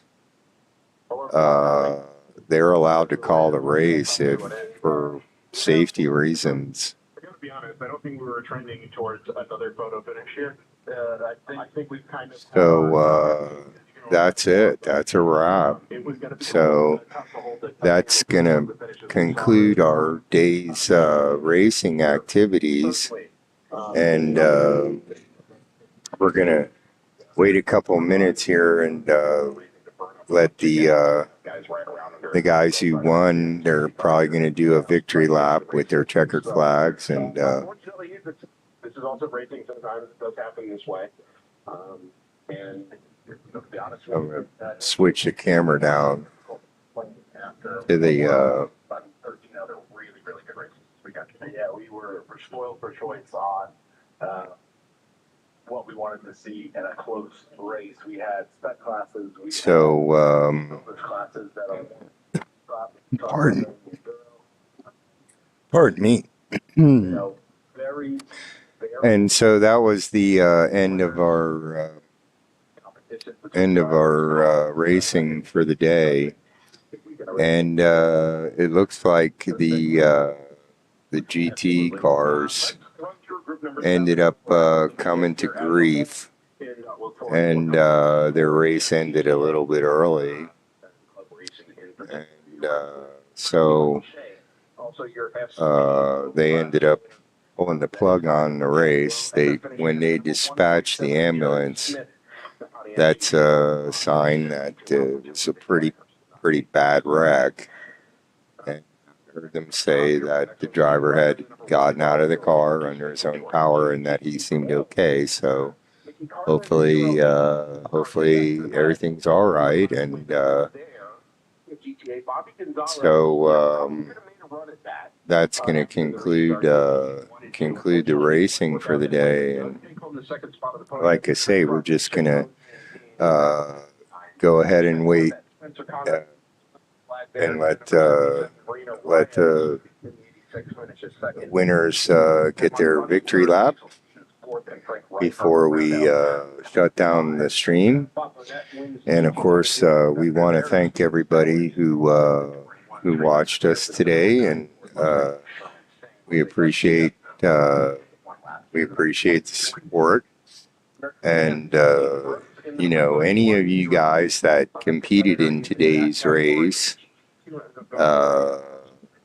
contact us, get on the community forum on the website, and we probably have some nice shots, some nice photos, or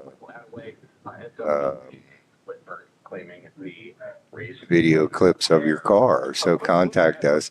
You can do that if you get on the website. The website is myracedata.com.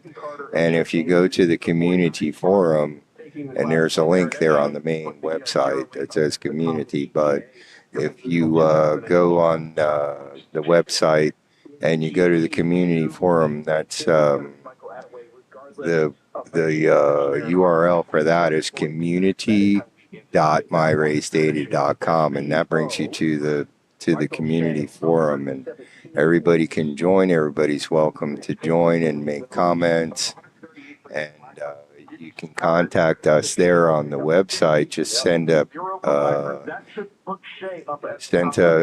us a message. The administrator or myself, I'm on there almost on a daily basis. This is Racer Andy, and you've been watching myracedata.com. And there's the competitors. I'll spin the camera around so you can see them coming off the track, and they're probably going through impound at this point. It looks like the spec Corvettes are all lined up, and I can see the ambulance and the pace car coming back. There's apparently here, let's see if I can get you a shot. And there's what's left of the car. I can't quite get a number off it. It looks like a Mustang, and that must have been a pretty good shunt. Guess they ended up stopping the race, and it apparently was down there in the vicinity of turn 5, which is, that's after you you come through into the infield in turn 1 there, where the camera is pointed now, and then you run down the little chute, and then you go into the International Horseshoe, which is basically a 180-degree corner, and that's that corner right there. There's a little short chute that runs you up to a little kink. There's sort of the entrance to the kink there at the far left of our shot.